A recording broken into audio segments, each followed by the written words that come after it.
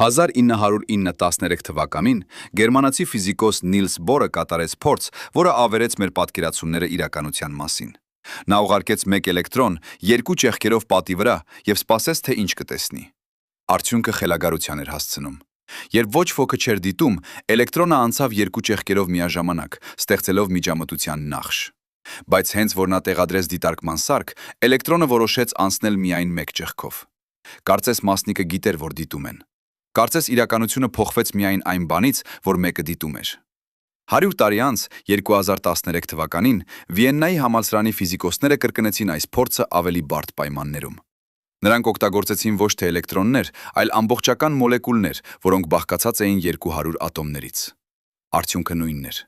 Մոլեկուլները վարվում էին որպես ալիք, երբ ոչ ոքը չէր դիտում, և որպես մասնիկ, երբ դիտում էին։ Ինչ է սա նշանակում։ Ինչ է սա ասում մեր իրականության մասին։ Եթե նյութը կարող է գոյություն ունենալ երկու տարբեր ձևերով կախված նրանից, թե արդյոք մենք դիտում ենք այն, ապա ինչ է իրականությունը, երբ ոչ ոքը չի դիտում։ Պատրաստվեք, որովհետև պատասխանը, որը ֆիզիկան մեզ առաջարկում է, ավելի խելագար է, քան ցանկացած գիտական ֆանտաստիկայի սյուժե։ Այսօր դուք կիմանաք, թե ինչու Ալբերտ Այնշտայնը մերժեց քվանտային մեխանիկան, թեև նա ինքը ստեղծեց դրա հիմքերը։ Դուք կիմանաք, թե ինչու ամենահայտնի ֆիզիկոսները դեռևս չեն կարողանում բացատրել, թե ինչու է աշխատում այն, ինչը նրանք կիրառում են ամեն օր։ Եվ ամենակարևորը, դուք կհասկանաք, որ պինդ իրականությունը, որը դուք տեսել եք ողջ կյանքում, գուցե երբեք գոյություն չի ունեցել այնպես, ինչպես դուք կարծում էիք։ Սկսենք ծանոթից։ Ձեր սենյակը, պատերը, հատակը, կահույքը, ամեն ինչ թվում է պինդ և իրական։ Երբ դուք հպվում եք սեղանին, ձեր ձեռքը չի անցնում դրա միջով։ Ֆիզիկան սա բացատրում է էլեկտրոմագնիսական ուժերով։ Էլեկտրոնները ձեր ատոմներում հեռու են պահում էլեկտրոնները սեղանի ատոմներից։ Այսպիսով, դուք հպվում եք ոչ թե նյութին, այլ դաշտերի հակամերժմանը։ Բայց սա դեռևս չի խախտում ձեր պատկերացումները իրականության մասին։ Հիմա եկեք խորանանք մի քիչ ավելի։ Դուք մտածում եք, որ ատոմը նման է փոքր արևային համակարգի, որտեղ էլեկտրոնները պտտվում են միջուկի շուրջ, ճիշտ է։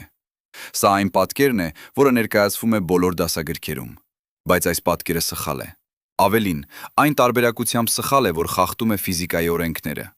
Եթե էլեկտրոնը շարժվեր որոշակի ուղիով միջուկի շուրջ, այն անընդհատ կցրվեր էլեկտրոմագնիսական ճառագայթում և կընկներ միջուկի վրա փոքրիկ վայրկյանների մեջ։ Ձեր ատոմները չէին կարող գոյություն ունենալ։ Դուք չէիք կարող գոյություն ունենալ։ Ապա ինչու դուք գոյություն ունեք։ Քվանտային մեխանիկան պատասխանում է այսպես. էլեկտրոնը չի գտնվում որոշակի տեղում։ Այն գոյություն ունի որպես հավանականությունների ամփ, աղավաթաձև պատյան միջուկի շուրջ։ Երբ դուք չեք դիտում էլեկտրոնը, այն գտնվում է միաժամանակ բոլոր հնարավոր դիրքերում այս ամպի ներսում։ Միայն երբ դուք փորձում եք տեսնել, թե որտեղ է այն, էլեկտրոնը ընտրում է մեկ կոնկրետ դիրք։ Սա չէ մետաֆորա։ Սա մաթեմատիկական նկարագրություն է նրանից, թե ինչպես են աշխատում բաները։ Ձեզանից շատերը հիմա մտածում են, սա հնչում է որպես անհեթեթություն։ Դուք ճիշտ եք, սա հնչում է որպես անհեթեթություն։ Բայց տարօրինակ ճշմարտությունն այն է, որ քվանտային մեխանիկան առավել ճշգրիտ տեսությունն է ամբողջ գիտության մեջ։ Յուրաքանչյուր կանխատեսում, որ քվանտային մեխանիկան արել է, հաստատվել է փորձով 10-որդական, 10-րդական, 10 նշանների ճշգրտությամբ։ Ձեր սմարթֆոնը, համակարգիչը, MRI սկաները, լազերային տեխնոլոգիան, ամեն ինչ աշխատում է քվանտային մեխանիկայի սկզբունքներով։ Մենք օգտագործում ենք այն ամեն օր, բայց մենք չենք հասկանում, թե ինչու է այն աշխատում։ 1925 թվականին Վերների Հայզենբերգը ձևակերպեց անորոշության սկզբունքը։ Նա ապացուցեց, որ դուք չեք կարող միաժամանակ իմանալ մասնիկի դիրքն ու արագությունը բացարձակ ճշգրտությամբ։ Որքան ավելի ճշգրիտ դուք չափում եք դիրքը, այնքան ավելի քիչ դուք իմանաք արագության մասին և հակառակը։ Սա ոչ թե չափման սարքերի սահմանափակում է, սա հիմնարար սահմանափակում է ինքը իրականության մեջ։ Էլեկտրոնը իսկապես չունի միաժամանակ որոշակի դիրք և արագություն։ Այդ հատկությունները գոյություն չունեն, մինչև դուք չափեք դրանք։ Պատկերացրեք, որ դուք գնդակ եք նետում պատին։ Դուք կարող եք հաշվարկել, թե որտեղ և որքան արագությամբ կլինի գնդակը ցանկացած պահի։ Սա կլասիկական ֆիզիկան է, բայց եթե գնդակը լիներ քվանտային օբյեկտ, այն չէր ունենա որոշակի դիրք կամ արագություն մինչև հասնելը պատին։ Այն կգոյություն ունենար որպես հավանականությունների ալիք, որը տարածվում է բոլոր հնարավոր ուղիներով միաժամանակ։ Միայն երբ գնդակը հպվեր պատին, ալիքը կփլվեր մեկ կոնկրետ արդյունքի մեջ։ Դա է քվանտային աշխարհը։ Ահա որտեղ է սկսվում իրական խելագարությունը։ Ով կամ ինչ է պատճառ դառնում ալիքի փլուզմանը։ Դիտումը, չափումը, դիտողը։ Երբ դուք չափում եք էլեկտրոնի դիրքը, հավանականությունների ալիքը փլվում է մեկ որոշակի արժեքի մեջ։ Բայց ինչու։ Ինչ է այդքան հատուկ դիտողի մեջ։ Արդյոք դիտողը ստեղծում է իրականությունը։ Նիլս Բորը եւ Կոպենհագենի դպրոցի ֆիզիկոսները հասան այս եզրակացության։ Նրանք հայտարարեցին, որ քվանտային համակարգերը չունեն որոշակի հատկություններ մինչև չափումը։ Դիտումը ստեղծում է իրականությունը։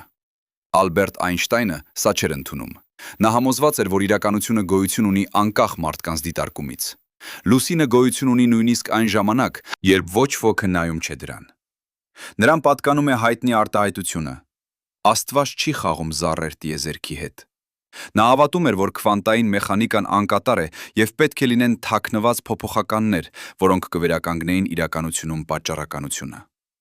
Բայց 1964 թվականին ֆիզիկոս Ջոն Բելը ձևակերպեց մաթեմատիկական ապացույց, որը փոխեց ամեն ինչ։ Բելլի անհավասարությունը ցույց տվեց, թե ինչպես փորձորեն տարբերել արդյոք իրականությունը տեղական է եւ որոշակի, թե ոչ։ Եթե թաքնված փոփոխականներ գոյություն ունեն, ապա չափումների արդյունքները պետք է բավարարեն որոշակի վիճակագրական սահմանափակումներ։ Քվանտային մեխանիկան կանխատեսում էր, որ այդ սահմանափակումները կկոտրվեն։ 2012 թվականին Անտոն Ցայլինգերը եւ նրա թիմը Վիեննայի համալսարանում կատարեցին եզակի փորձ։ Նրանք ստեղծեցին քվանտային հյուսված ֆոտոնների զույգեր եւ ուղարկեցին դրանք տարբեր ուղղություններով, բաժանելով դրանց մինչև 133 կիլոմետր։ Երբ նրանք չափեցին մեկ ֆոտոնի վիճակը, երկրորդ ֆոտոնը անմիջապես իմացավ արդյունքը եւ ընդունեց համապատասխան վիճակ։ Սա կատարվեց ավելի արագ, քան լույսի արագությամբ կարող էր փոխանցվել որևէ ազդանշան։ Բելլի անհավասարությունները խախտվեցին հստակ եւ կրկնակի։ Այնշտայնը սխալվել էր։ Թաքնված փոփոխականներ չկան։ Իրականությունը իսկապես ոչ տեղական է եւ ոչ որոշակի մինչև դիտումը։ Այս հայտնագործության համար Ալեն Ասպեկտը, Ջոն Կլաուզերը եւ Անտոն Ցայլինգերը արժանացան ֆիզիկայի Նոբելյան մրցանակի 2022 թվականին։ Նրանք փորձորեն ապացուցեցին, որ քվանտային հյուսվածությունը իրական է։ Երկու մասնիկներ կարող են ստեղծել միասնական համակարգ, որում մեկի չափումը ակնթարթորեն որոշում է մյուսի վիճակը անկախ հեռավորությունից։ Սա ոչ թե հաղորդակցություն է լույսի արագությունից ավելի արագ, սա ավելի խորն է։ Սա նշանակում է, որ երկու մասնիկները իսկապես մեկ միասնական օբյեկտ են, նույնիսկ երբ նրանք բաժանված են տիեզերքի մեկ ծայրից մյուսը։ Այժմ հարցը դառնում է ավելի խորը։ Եթե քվանտային հյուսվածությունը իրական է, եթե դիտումը փլուզում է հավանականությունների ալիքը, ապա ինչ է դիտովը։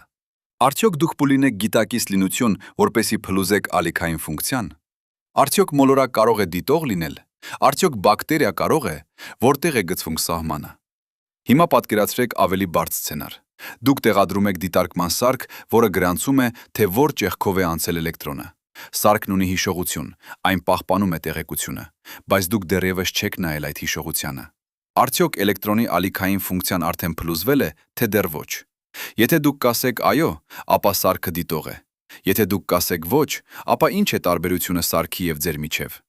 Քվանտային մեխանիկայի բազմաշխարհային մեկնաբանությունը, որը առաջարկել է Հյու Էվերետը 1955 թվականին, տալիս է անհավատալի պատասխան։ Ամեն անգամ, երբ կատարվում է չափում, տիեզերքը ճեղքվում է բազմաթիվ ճյուղերի։ Յուրաքանչյուր հնարավոր արդյունք իրականանում է տարբեր տիեզերքում։ Եթե էլեկտրոնը կարող է անցնել երկու ճեղքերից, ապա գոյություն ունեն երկու տիեզերքներ, մեկում այն անցավ ձախից, մյուսում աջից։ Դուք ապրում եք միայն մեկ ճյուղում, այդ պատճառով կարծում եք, որ միայն մեկ արդյունք տեղի ունեցավ։ Բայց մյուս տիեզերքներում ձեր պատճենները տեսնում են այլ արդյունքներ։ Սա հնչում է որպես գիտական ֆանտաստիկա։ Բայց ո՞րն է այլընտրանքը։ Կոպենհագենյան մեկնաբանությունը պնդում է, որ ալիքային ֆունկցիան փլվում է, երբ գիտակից դիտող նայում է։ Բայց սա նշանակում է, որ գիտակցությունը կիրառում է հատուկ ֆիզիկական ազդեցություն, որը չի նկարագրվում ֆիզիկայի հավասարումներով։ Մեկ այլ տարբերակը, որը կոչվում է օբյեկտիվ փլուզման տեսություն, ենթադրում է, որ ալիքային ֆունկցիան փլվում է ինքնաբերաբար, երբ համակարգը հասնում է որոշակի բարդության մակարդակի։ Ռոջեր Պենդրոուզը առաջարկել է, որ գրավիտացիան է այդ փլուզման պատճառը։ Յուրաքանչյուր այս մեկնաբանություն ունի սեփական խնդիրները։ Բազմաշխարհային մեկնաբանությունը պահանջում է անվերջ բազմաթիվ տիեզերքների գոյություն, որոնք մենք երբեք չենք կարող դիտել։ Կոպենհագենյան մեկնաբանությունը դարձնում է գիտակցությունը հունը հիմնարար ֆիզիկական օրենքի մաս, բայց չի բացատրում, թե ինչ է գիտակցությունը։ Օբյեկտիվ փլուզումը չի ունեցել փորձորեն հաստատում, եւ ամենակարևորը, ոչ մեկ այս մեկնաբանություններից չի բացատրում, թե ինչու է քվանտային մեխանիկան աշխատում այնպես, ինչպես այն աշխատում է։ Գիտեք ինչ է ամենաարտասովոր։ Ամբողջ այս վեճը մնում է փիլիսոփայական։ Ֆիզիկոսների մեծ մասը պարզապես օգտագործում է քվանտային մեխանիկան առանց մտածելու դրա իմաստի մասին։ Նրանք հաշվարկում են, կանխատեսում, ստուգում փորձով եւ ամեն ինչ աշխատում է կատարյալ։ Նրանք ասում են «փակիր բերանդ եւ հաշվիր»։ Սա իսկապես հայտնի արտահայտություն է քվանտային ֆիզիկայում։ Դա գործնական մոտեցում է։ Բայց արդյոք դա գիտություն է։ Ինձ համար ամենահետաքրքիրը հարցը չէ, թե ինչպես է աշխատում քվանտային մեխանիկան։ Ամենահետաքրքիրը հարցն այն է, թե ինչու մենք չենք կարող հասկանալ, թե ինչու է այն աշխատում։ Արդյոք մարդկային միտքը կառուցված է այնպես, որ չի կարող ըմբռնել իրականության հիմնարար բնույթը։ Արդյոք մենք նման ենք մրջյուններին, որոնք փորձում են հասկանալ քվանտային դաշտի տեսությունը։ Մեր ուղեղը զարգացել է որսի, հավաքման եւ տեսնելու համար միջնակ չափերի օբյեկտներ, որոնք շարժվում են չափավոր արագություններով։ Մենք չենք զարգացել հասկանալու համար ատոմների քվանտային աշխարհը կամ տիեզերային մասշտաբները, բայց գուցե կա ավելի խորը պատճառ։ Գուցե իրականությունը հիմնականում անհասկանալի է։ Գուցե լեզուն, տրամաբանությունը, մաթեմատիկան, ամեն այն գործիքները, որոնք մենք օգտագործում ենք հասկանալու համար աշխարհը, ծնունդ են տվել այն նույն իրականությունից, որը մենք փորձում ենք բացատրել։ Ինչպես կարող է համակարգը լիովին հասկանալ իր սեփական հիմքերը։ Սա նման է փորձին բարձրանալ սեփական կոշիկների կապիկներից քաշելով։ Այսպիսով մենք հասանք անհամատեղելի իրավիճակի։ Ֆիզիկան մեզ ասում է, որ իրականությունը կախված է դիտողից, բայց ֆիզիկան չի կարող բացատրել, թե ինչ է դիտողը։ Քվանտային մեխանիկան աշխատում է կատարյալ, բայց մենք չենք հասկանում, թե ինչու։ Մենք կարող ենք կանխատեսել ամեն փորձի արդյունքը տասնորդական, տասներորդական, տասներորդական 10 նշանների ճշգրտությամբ։ Բայց մենք չենք կարող ասել, թե իսկապես ինչ է տեղի ունենում։ Դա է իրականության շրջափակված հարցը ֆիզիկայում։ Սա հարց է, որին գիտությունը չի կարող պատասխանել, ոչ այն պատճառով, որ մենք չունենք բավական տվյալներ, այլ այն պատճառով, որ հարցն իր էությամբ գտնվում է գիտության լեզվի սահմաններից դուրս։ Մենք կարող ենք նկարագրել, թե ինչպես է վարվում իրականությունը։ Մենք չենք կարող բացատրել, թե ինչու է այն այդպես վարվում, կամ ինչ է այն իսկապես։ Եկեք հիմա տեսնենք, թե ինչ է իրականում տեղի ունենում երկու ճեղքերի փորձում։ Պատկերացրեք պատ երկու նեղ ճեղքերով, որոնք զուգահեռ են միմյանց։ Հեռուն դրա ետևում կա էկրան, որը գրանցում է, թե որտեղ են հարվածում մասնիկները։ Հիմա դուք սկսում եք հրել էլեկտրոններ ճեղքերի վրա, մեկ առ մեկ։ Ո՞րն է ձեր սպասելիքը։ Եթե էլեկտրոնները պարզապես փոքր գնդակներ են, ապա դուք սպասում եք տեսնել երկու գիծ էկրանին, մեկը յուրաքանչյուր ճեղքի ետևում։ Որոշ էլեկտրոններ կանցնեն ձախ ճեղքով եւ կհարվածեն էկրանին ձախ կողմում։ Մյուսները կանցնեն աջ ճեղքով եւ կհարվածեն աջ կողմում։ Սա տրամաբանական է։ Սա նշանակում է, որ էլեկտրոնը անցավ կամ մեկ ճեղքով, կամ մյուսով։ Այսպես վարվում են մասնիկները, բայց դա ոչ թե այն է, ինչ տեղի է ունենում։ Փոխարենը դուք տեսնում եք միջամտության նախից, բազմաթիվ վառ եւ մութ գծեր, որոնք ընդգծում են ողջ էկրանը։ Սա այն նախիցն է, որը ստանում եք, երբ երկու ալիք միատարում են։ Պիկերը համընկնում են պիկերի հետ, ստեղծելով վառ գծեր, իսկ պիկերը համընկնում են հովիտների հետ, ստեղծելով մութ գծեր։ Այսպես վարվում են ալիքները։ Դա նշանակում է, որ էլեկտրոնը վարվում է որպես ալիք, ոչ թե որպես մասնիկ։ Այն անցավ երկու ճեղքերով միաժամանակ, որպես ալիք, եւ միջամտեց իր իսկ հետ էկրանին հարվածելուց առաջ։ Բայց սա թվում է անհեթեթ։ Ինչպես կարող է մեկ էլեկտրոնը, մեկ մասնիկը անցնել երկու տարբեր տեղերով միաժամանակ։ Լավ, ասում եք դուք, գուցե էլեկտրոնը իսկապես ալիք է, ոչ թե մասնիկ։ Բայց հիմա եկեք տեղադրենք դետեկտորներ յուրաքանչյուր ճեղքի մոտ, տեսնելու համար, թե որ ճեղքով է անցել էլեկտրոնը։ Դուք անում եք այս փոփոխությունը եւ կրկին սկսում հրել էլեկտրոններ։ Ինչ է տեղի ունենում։ Միջամտության նախիցը անհետանում է։ Դուք տեսնում եք ոչ թե բազմաթիվ գծեր, այլ միայն երկու գծեր, մեկը յուրաքանչյուր ճեղքի ետևում։ Էլեկտրոնը հիմա վարվում է որպես մասնիկ։ Այն անցնում է կամ մեկ ճեղքով, կամ մյուսով, ոչ թե երկուսով միաժամանակ։ Դետեկտորները հաստատում են սա, յուրաքանչյուր էլեկտրոն գրանցվում է միայն մեկ դետեկտորում։ Ինչ է փոխվել։ Միակ տարբերությունն այն է, որ դուք դիտեցիք, թե որ ճեղքով է անցել էլեկտրոնը։ Դիտումն իսկապես փոխեց էլեկտրոնի վարքը։ Երբ ոչ ոքը չէր դիտում, էլեկտրոնը անցավ երկու ճեղքերով որպես ալիք։ Երբ դուք դիտեցիք, այն ընտրեց մեկ ճեղք եւ վարվեց որպես մասնիկ։ Սա չէ մետաֆորա, սա չէ մեկնաբանություն։ Սա փաստ է, որը կրկնվել է հազարավոր անգամներ, բազմաթիվ լաբորատորիաներում, տարբեր պայմաններում։ Դիտումը փոխում է իրականությունը։ Բայց ինչու՞։ Ինչ է այդքան հատուկ դիտողի մեջ։ Մեկ պատասխանը, որը առաջարկեց Նիլս Բորը, այն է, որ մինչև դիտումը էլեկտրոնը գոյություն չունի որոշակի վիճակում։ Այն գտնվում է քվանտային վերադրության մեջ, միաժամանակ բոլոր հնարավոր վիճակներում։ Միայն երբ դուք դիտում եք, վերադրությունը փլվում է մեկ որոշակի արդյունքի մեջ։ Դիտումը ստեղծում է որոշակի իրականությունը հավանականությունների ալիքից։ Բայց սա բարձրացնում է նոր հարցեր։ Ինչու է դիտումը հատուկ։ Ինչ է հաշվում որպես դիտում։ Արդյոք դետեկտորը դիտող է։ Արդյոք ձեր աչքը դիտող է։ Արդյոք ձեր գիտակցությունը դիտող է։ Որտեղ է գծվում սահմանը։ Փորձենք մի քանի սցենար։ Դուք տեղադրում եք դետեկտոր մեկ ճեղքի մոտ, բայց այդ դետեկտորը չի կապված որևէ էկրանի կամ գրանցման սարքի հետ։ Այն պարզապես գրանցում է էլեկտրոնի անցումը, բայց տեղեկությունը չի պահպանվում որևէ տեղ։ Ինչ է տեղի ունենում։ Արդյոք միջամտության նախիծը անհետանում է։ Պատասխանն այն է՝ այո։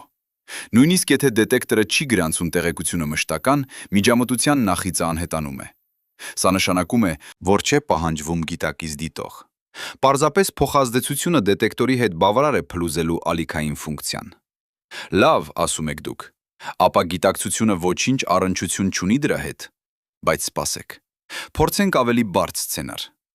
Դետեկտորը գրանցում է, թե որ ճեղքով է անցել էլեկտրոնը և պահպանում է տեղեկությունը կոշտ սկավառակում։ Բայց դուք որոշում եք ոչ երբեք չնայել այդ տեղեկությանը։ Ավելին, դուք ջնջում եք տվյալները մինչև նայելը։ Ինչ է տեղի ունենում միջամտության նախշի հետ։ Դա կախված է նրանից, թե երբ եք ջնջում տվյալները։ Եթե դուք ջնջում եք տվյալները նախքան էլեկտրոնը հարվածել է էկրանին, ապա միջամտության նախիծը վերադառնում է։ Կարծես էլեկտրոնը իմացավ, որ տեղեկությունը ջնջվել է և վերադարձավ ալել է և վերադարձավ ալիքային վարքին։ Բայց եթե դուք ջնջում եք տվյալները հետո, էլեկտրոնը արդեն հարվածված է էկրանին, ապա միջամտության նախիծը չի վերադառնում։ Անցյալը արդեն որոշված է։ Սա հանգեցնում է հետաձգված ընտրության փորձին, որը առաջարկել է Ջոն Արչիբալդ Ուիլերը։ Նրա մտքով դուք կարող եք որոշել, թե դիտել, թե ոչ դիտել էլեկտրոնը նույնիսկ հետո, երբ այն արդեն անցել է ճեղքերով, բայց նախքան այն հարվածել է էկրանին։ Ձեր ապագա ընտրությունը որոշում է, թե ինչպես վարվեց էլեկտրոնը անցյալում։ Սա հնչում է որպես ժամանակային ճանապարհորդություն, բայց դա քվանտային մեխանիկայի կանխատեսում է։ 2005 թվականին Ֆրանսուଆ շանսոնի թիմը Մարսելում կատարեց հետաձգված ընտրության փորձ ֆոտոնների հետ։ Նրանք ուղարկեցին ֆոտոններ միջամտության սարքի միջով, բայց որոշեցին, թե արդյոք չափել միջամտության նախիծը թե ոչ, միայն հետո, երբ ֆոտոնները արդեն անցել էին սարքով։ Արդյունքները հաստատեցին Ուիլերի կանխատեսումը։ Ապագա ընտրությունը որոշեց անցյալի վարքը։ Սա ենթադրում է, որ ժամանակը, այնպես ինչպես մենք հասկանում ենք այն, կամ պատճառականությունը չեն աշխատում քվանտային աշխարհում այնպես, ինչպես մենք մտածում ենք։ Անցյալը չէ ամրագրված մինչև այն դիտվում է։ Հավանականությունների ալիքը տարածվում է ժամանակում երկու ուղղություններով, ոչ միայն ապագայից հին։ Դուք կարող եք մտածել. լավ, բայց սա միայն միկրոսկոպիկ մասնիկների մասին է։ Սա ոչինչ առնչություն չունի իմ իրականությանս հետ։ Սխալվում եք։ Քվանտային էֆեկտները ազդում են մակրոսկոպիկ աշխարհի վրա ավելի շատ, քան դուք կարծում եք։ Վերցրեք ֆոտոսինթեզ օրինակ։ Երբ լույսը հարվածում է բույսի տերևին, ֆոտոնը պետք է փոխանցի իր էներգիան քլորոֆիլի մոլեկուլի կենտրոնին։ Բայց ինչպես է այն գտնում արդյունավետ ճանապարհը բազմաթիվ հնարավոր ուղիների միջից։ Հետազոտությունները ցույց են տվել, որ ֆոտոնի էներգիան գոյություն ունի քվանտային վերադրության մեջ, փորձելով բոլոր հնարավոր ուղիները միաժամանակ, մինչև գտնելը ամենաարդյունավետը։ Սա քվանտային կոհերենտություն է, որը տեղի է ունենում ջերմ, խառը կենդանի բջիջներում։ Կամ վերցրեք ձեր հոտառության զգայությունը։ Որոշ տեսություններ ենթադրում են, որ դուք կարող եք զգալ տարբեր մոլեկուլները, քանի որ ձեր հոտառության ընդունիչները զգում են մոլեկուլների թրթռումները քվանտային թունելավորման միջոցով։ Էլեկտրոնը թունելավորում է պոտենցիալական պարիսպի միջով, որը դասական ֆիզիկան ասում է անհնար է, եւ այդ թունելավորումը կախված է մոլեկուլի թրթռումների հաճախականությունից։ Սա քվանտային մեխանիկա է ձեր քթում։ Նույնիսկ ձեր մտքերը կարող են ներառել քվանտային պրոցեսներ։ Ռոջեր Պենրուզը և Ստյուարտ Համերոֆը առաջարկել են, որ գիտակցությունը ծագում է քվանտային հաշվարկներից նեյրոնների ներսում, միկրոթուբուլների կոչվող կառուցվածքներում։ Սա շատ վիճելի տեսություն է, և մեծ մասը նեյրոգիտնականները չեն հավատում դրան։ Բայց եթե նույնիսկ մի փոքր ճշմարտություն կա դրանում, դա նշանակում է, որ ձեր գիտակցությունը իսկապես քվանտային երևույթ է։ Այսպիսով, քվանտային մեխանիկան ոչ միայն հեռավոր ֆիզիկոսների համար է, ովքեր խաղում են մասնիկների հետ։ Սա հիմք է ամեն ինչի, նյութից մինչև հավանաբար գիտակցություն։ Եվ հիմնական խնդիրը մնում է անլուծված. ինչու է դիտումը փլուզում ալիքային ֆունկցիան։ Ինչ է դիտողը։ Արդյոք իրականությունը գոյություն ունի, երբ ոչ ոքը չի դիտում։ Կան ֆիզիկոսներ, ովքեր ասում են, մենք չպետք է հարցնենք այս հարցերը։ Նրանք ասում են, գիտությունը վերաբերում է կանխատեսումների, ոչ թե իմաստի։ Քանի դեռ մաթեմատիկան աշխատում է եւ կանխատեսումները հաստատվում են, մենք կատարել ենք մեր աշխատանքը, բայց դա ինձ համար գիտության հրաժարում է։ Գիտությունը պետք է ոչ միայն նկարագրի ինչպես են գործում բաները, այլև բացատրի, թե ինչու են դրանք այդպես գործում։ Ուրիշներ ասում են, մենք պարզապես չենք հասել դեռևս ճիշտ տեսությանը։ Գուցե քվանտային մեխանիկան միայն մոտավոր տեսություն է, եւ ավելի խորը տեսությունը կբացատրի այս խորհրդավոր վարքը։ Բայց բոլոր փորձերը ցույց են տալիս, որ քվանտային մեխանիկան ճշգրիտ է 10-օրդական, 10-րդական, 10 նշանների ճշգրտությամբ։ Դժվար է պատկերացնել, որ այդքան ճիշտ տեսությունը կարող է լինել միայն մոտավոր։ Ես կասկածում եմ, որ իրականությունը փորձում է ասել մեզ ինչ-որ հիմնարար բան, բայց մեր միտքը չի կարող ընդունել այդ ուղերձը։ Մենք կառուցվել ենք հասկանալու համար աշխարհը որոշակի կերպ, որպես օբյեկտների հավաքածու, որոնք գոյություն ունեն որոշակի վայրերում եւ ժամանակում, որոնք փոխազդում են պատճառական կանոններով։ Բայց քվանտային մեխանիկան ասում է, որ իրականությունը չէ այդպես։ Իրականությունը ավելի տարօրինակ է, ավելի հեղուկ է, ավելի միացված է, քան մեր ուղեղը կարող է մշակել։ Գուցե լավագույնը, որ մենք կարող ենք անել, սա է՝ ընդունել խորհուրդը։ Ընդունել, որ իրականությունը իր սեփական էության մեջ գերազանցում է մարդկային հասկացողությունը։ Մենք կարող ենք չափել այն, կանխատեսել այն, օգտագործել այն, բայց մենք երբեք չենք կարող ամբողջովին հասկանալ այն այնպես, ինչպես մենք հասկանում ենք, ասենք, մեքենայի շարժիչը կամ եղանակի ձևավորումը։ Սա տխրեցնում է։ Ես չեմ կարծում։ Ես կարծում եմ, դա հարատևության հրավեր է։ Ամենահարատև հարցերը այնպիսին են, որոնք մենք երբեք չենք լուծի լիովին։ Դրանք պահում են մեզ հետաքրքրված, խորհրդավորի առջև հպատակ, կյանքի առաջ բաց։ Հիմա երբ մենք տեսանք, թե որքան տարօրինակ է վարվում իրականությունը քվանտային մակարդակում, եկեք խորանանք ավելի խորը։ Եկեք խոսենք այն մասին, ինչի մասին Այնշտայնը կոչեց սարսափելի հեռավոր գործողություն՝ քվանտային հյուսվածությունը։ Պատկերացրեք, որ դուք ստեղծում եք երկու ֆոտոնների զույգ, որոնք կապված են հատուկ եղանակով։ Նրանք ծնվել են միասին, եւ նրանց հատկությունները փոխկապակցված են։ Հիմա դուք ուղարկում եք մեկ ֆոտոնը Վիեննա, իսկ մյուսը Տոկիո։ 12,000 կիլոմետր հեռավորություն։ Հարցը հետևյալն է. եթե դուք չափեք Վիեննայում գտնվող ֆոտոնի վիճակը, արդյոք սա ազդում է Տոկիոյում գտնվող ֆոտոնի վրա։ Քվանտային մեխանիկան ասում է այո։ Ոչ միայն ազդում է, այլև ակնթարթորեն։ Երբ դուք չափեք Վիեննայում գտնվող ֆոտոնի բևեռացումը եւ գտնեք, որ այն ուղղահայաց է, Տոկիոյում գտնվող ֆոտոնը անմիջապես դառնում է հորիզոնական բևեռացում ունեցող։ Ոչ մի ազդանշան չի ճանապարհորդում Վիեննայից Տոկիո։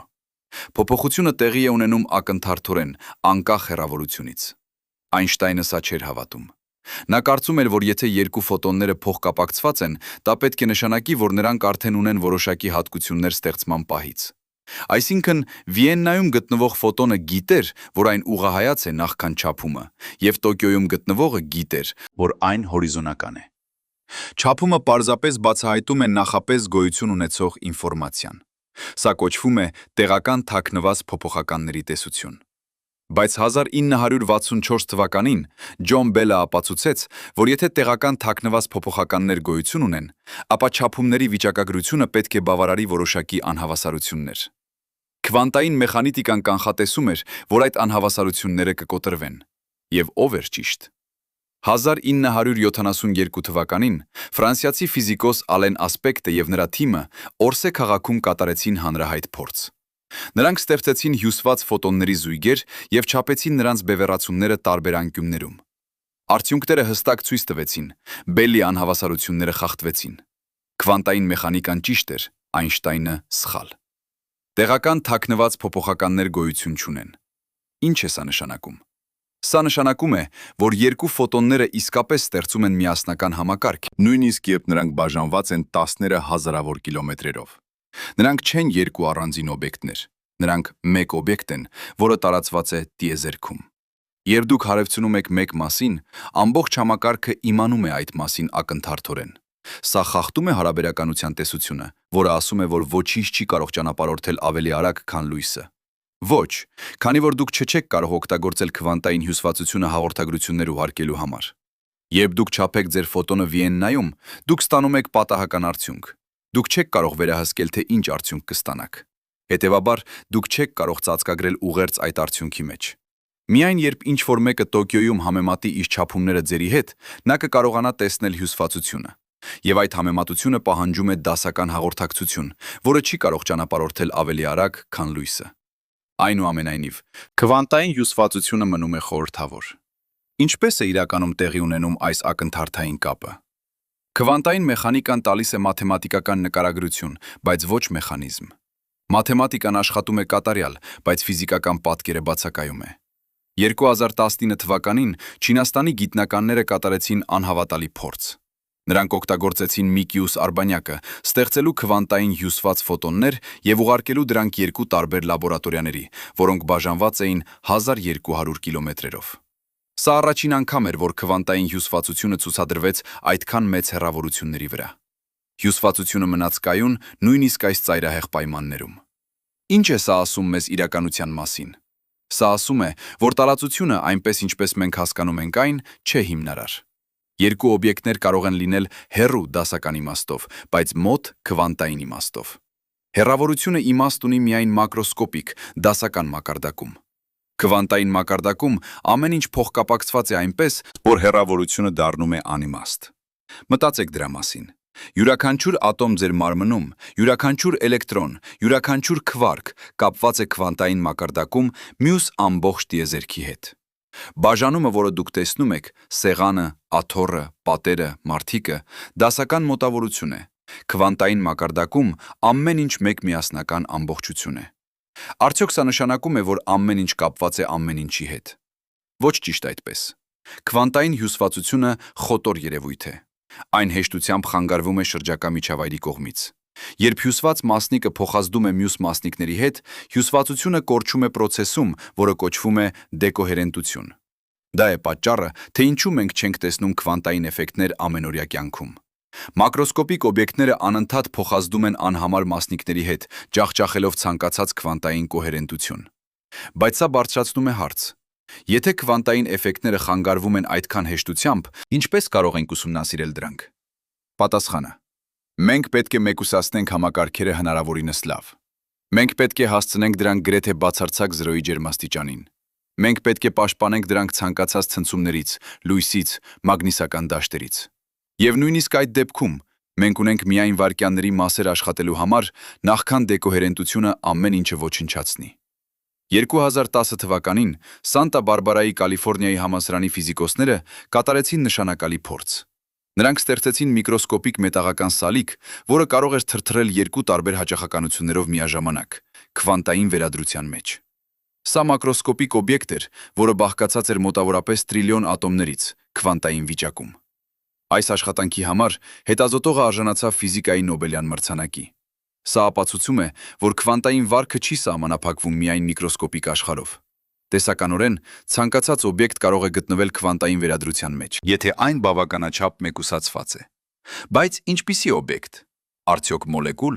բակտերիա, վիրուս։ Որտեղ է սահմանը։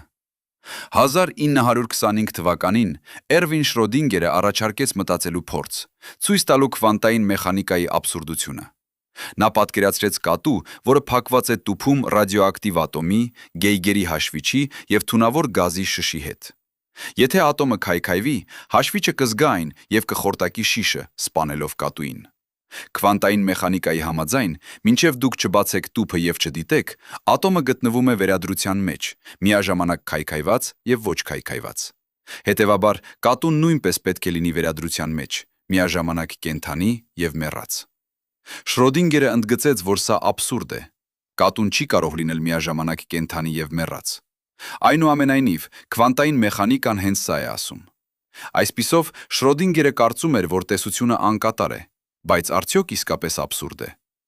Բազմաշխարհային մեկնաբանությունը ասում է ոչ։ Երբ դուք բացում եք տուփը, տիեզերքը ճեղքվում է երկու ճյուղերի։ Մեկում կատուն կենդանի է, մյուսում մեռած։ Երկու տարբերակներն էլ իրական են, միայն թե տարբեր տիեզերքներում։ Կոպենհագենյան մեկնաբանությունը ասում է, որ կատուն իսկապես գտնվում է վերադրության մեջ մինչև դիտումը, Բայց մակրոսկոպիկ համակարգերի համար դեկոհերենտությունը այդքան արագ է, որ վերադրությունը փլվում է գործնականում ակնթարթորեն։ Ո՞րն է ճիշտ պատասխանը։ Ոչ ոք չգիտի։ Եվ սա խորհրդավոր է, քանի որ մենք խոսում ենք ամենահին եւ ամենաստուգված տեսությունների մասին ֆիզիկայում։ Քվանտային մեխանիկան մեկ դար է։ Մենք օգտագործել ենք այն կառուցելու համար տրանզիստորներ, լազերներ, ատոմային ժամացույցներ, MRI սարքեր։ Բայց մենք դեռևս չենք համաձայն, թե ինչ է այն իսկապես ասում իրականության մասին։ Ահա մի բան, որի մասին գինգիտնականները հազվադեպ են խոսում հրապարակայնորեն։ 1988 թվականին ֆիզիկոսներից 1310 հոգու հարցում էին նրանց մեկնաբանությունների մասին Մյունխենում։ Արդյունքները ցույց տվեցին ընդհանուր կարծիքի բացակայություն։ 40% ընտրեցին կոպենհագենյան մեկնաբանությունը, 18% բազմաշխարհայինը, մնացածը տարածված էին տասնյակ այլ մեկնաբանությունների միջև։ Եվ 16% ասացին՝ ես չգիտեմ կամ ոչ մի մեկնաբանություն։ 2011 թվականին նույն հարցումը կրկնվեց Վիեննայում։ Արդյունքները փոխվել էին։ 42% ընտրեցին բազմաշխարհայինը, միայն 24% կոպենհագենյանը։ Տեղաշարժ կար դեպի ավելի զարմանալի, ավելի արմատական մեկնաբանությունը։ Բայց դեռևս մնում էր խորը անհամաձայնություն։ Ինչու է կարևոր դա։ Քանի որ սա ցույց է տալիս, որ նույնիսկ փորձագետները, մարդիկ, ովքեր նվիրել են իրենց կյանքը քվանտային ֆիզիկային, չեն համաձայն հիմնարար հարցերի շուրջ։ Սա ոչ թե երկրորդական վեճ է մալուկների շուրջ, սա վեճ է իրականության բնույթի շուրջ։ Արդյոք գոյություն ունեն բազմաթիվ տիեզերքներ։ Արդյոք գիտակցությունը հատուկ դեր ունի։ Արդյոք իրականությունը որոշակի է նախքան դիտումը։ Սրանք խորհրդավոր հարցեր են, եւ գիտությունը դեռևս չունի պատասխաններ։ Գիտեք ինչն է ինձ ամենաշատ զարմացնում։ Մենք կարող ենք շահագործել քվանտային մեխանիկան առանց դրա հասկանալու։ Ձեր սմարթֆոնի ներսում տրանզիստորները գործում են քվանտային թունելավորման սկզբունքով։ Էլեկտրոնները թունելավորում են էներգետիկ պարիսպների միջով, որը դասական ֆիզիկայում անհնար կլիներ։ GPS արբանյակները օգտագործում են ատոմային ժամացույցներ, որոնք հիմնված են էլեկտրոնների քվանտային անցումների վրա։ MRI սկանները օգտագործում են միջուկային մագնիսական ռեզոնանսը, քվանտային երևույթ։ Մենք օգտագործում ենք այն, բայց մենք չենք հասկանում այն։ Սա նման է օգտագործելու համակարգիչ առանց հասկանալու ծրագրավորումը, կամ վարելու մեքենա առանց հասկանալու ներքին այրման շարժիչը։ Բայց քվանտային մեխանիկայի դեպքում խնդիրը ավելի խոր է։ Մենք կարող ենք սովորել ծրագրավորում։ Մենք կարող ենք սովորել շարժիչների մեխանիկա։ Բայց արդյոք մենք կարող ենք իսկապես հասկանալ քվանտային մեխանիկան։ Արդյոք մարդկային միտքը կարող է ըմբռնել իրականություն, որը այդքան հակասում է մեր ինտուիցիային։ Ռիչարդ Ֆեյնմանը, մեկը ամենահայտնի ֆիզիկոսներից 20-րդ դարում, հայտնի է ասելով. Եթե դուք կարծում եք, որ հասկանում եք քվանտային մեխանիկան, դուք չեք հասկանում քվանտային մեխանիկան։ Սա խոնարհություն էր մարդուց, ով արժանացավ Նոբելյան մրցանակի քվանտային էլեկտրոդինամիկայի համար։ Եթե Ֆեյնմանը չէր հասկանում, ապա ինչ հույս ունենք մենք։ Բայց գուցե կա ուրիշ եղանակ մտածելու դրա մասին։ Գուցե հասկանալու նպատակը ոչ թե ինտուիտիվ պատկեր ունենալն է, այլ մաթեմատիկական կառուցվածք ունենալը, որը թույլ է տալիս ճշգրիտ կանխատեսումներ անել։ Այս ըմբռնմամբ մենք իսկապես հասկանում ենք քվանտային մեխանիկան։ Մենք ունենք Շրոդինգերի հավասարումը, Հայզենբերգի անորոշության սկզբունքը, Պաուլիի բացառման սկզբունքը։ Մենք կարող ենք հաշվարկել ամեն ինչ 10-օրդական, 10-րդական, 10 նշանների ճշգրտությամբ։ Ինչ ավելին է պետք։ Բայց մի մասը ինձնից պնդում է, որ սա բավարար չէ։ Գիտությունը ոչ միայն կանխատեսումների մասին է, այն նաև բացատրությունների մասին է։ Մենք ուզում ենք իմանալ ոչ միայն ինչ, այլև ինչու, եչու եւ ինչպես։ Եվ քվանտային մեխանիկայի դեպքում ինչուն եւ ինչպեսը մնում են խորհրդավոր։ Գուցե խնդիրը մեր լեզուն է։ Լեզուն զարգացել է նկարագրելու համար մակրոսկոպիկ օբյեկտներ եւ դեպքեր։ Մենք ունենք բառեր, ինչպիսիք են մասնիկ, ալիք, դիրք, արագություն։ Բայց քվանտային մակարդակում այս բառերը չեն կիրառվում նույն կերպ։ Էլեկտրոնը ոչ մասնիկ է, ոչ ալիք, այլ ինչ-որ մի բան, որի համար մենք չունենք բառ։ Մենք փորձում ենք նկարագրել անհասկանալին, օգտագործելով անբավարար լեզու։ Կամ գուցե խնդիրը մեր տրամաբանությունն է։ Դասական տրամաբանությունը հիմնված է սկզբունքների վրա, ինչպիսիք են ոչ հակասության օրենքը։ A չի կարող լինել միաժամանակ B եւ ոչ B։ Բայց քվանտային մակարդակում մասնիկը կարող է լինել միաժամանակ այստեղ եւ այնտեղ մինչեւ դիտումը։ Կատուն Շրոդինգերի տուփում կարող է լինել միաժամանակ կենդանի եւ մեռած։ Քվանտային տրամաբանությունը տարբեր է դասականից։ Եվ գուցե մեր ուղեղները, որոնք զարգացել են դասական աշխարհում, չեն կարող մտածել քվանտային տրամաբանության բնականորեն։ Արդյոք դուք պատրաստ եք ընդունել, որ իրականությունը կարող է լինել հիմնականում անըմբռնելի մարդկային միտքի համար։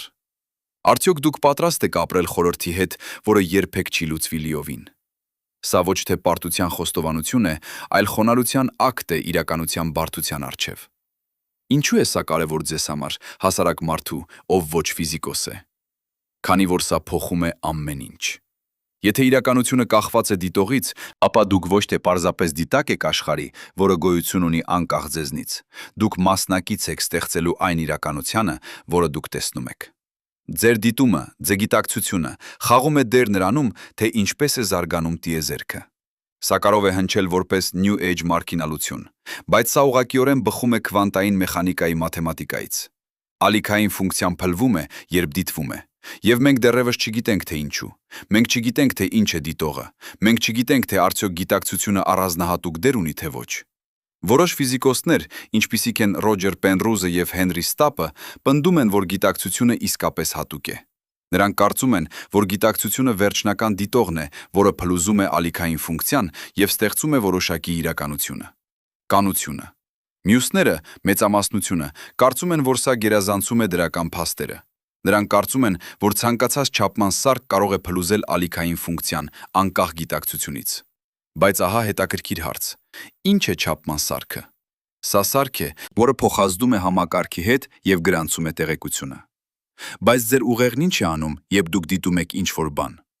Այն ստանում է տեղեկություն ձեր ընկալիչներից եւ գրանցում է այն նեյրոնների մեջ։ Այսպիսով, ձեր ուղեղը նաեւ չափման սարք է։ Ինչ է տարբերությունը ձեր ուղեղի եւ ռոբոտի ուղեղի միջև։ Արդյոք գիտակցությունը։ Եթե այո, ապա գիտակցությունը հատուկ է։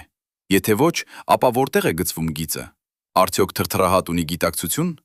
Արդյոք բակտերիա ունի։ Արդյոք թերմոստատ ունի։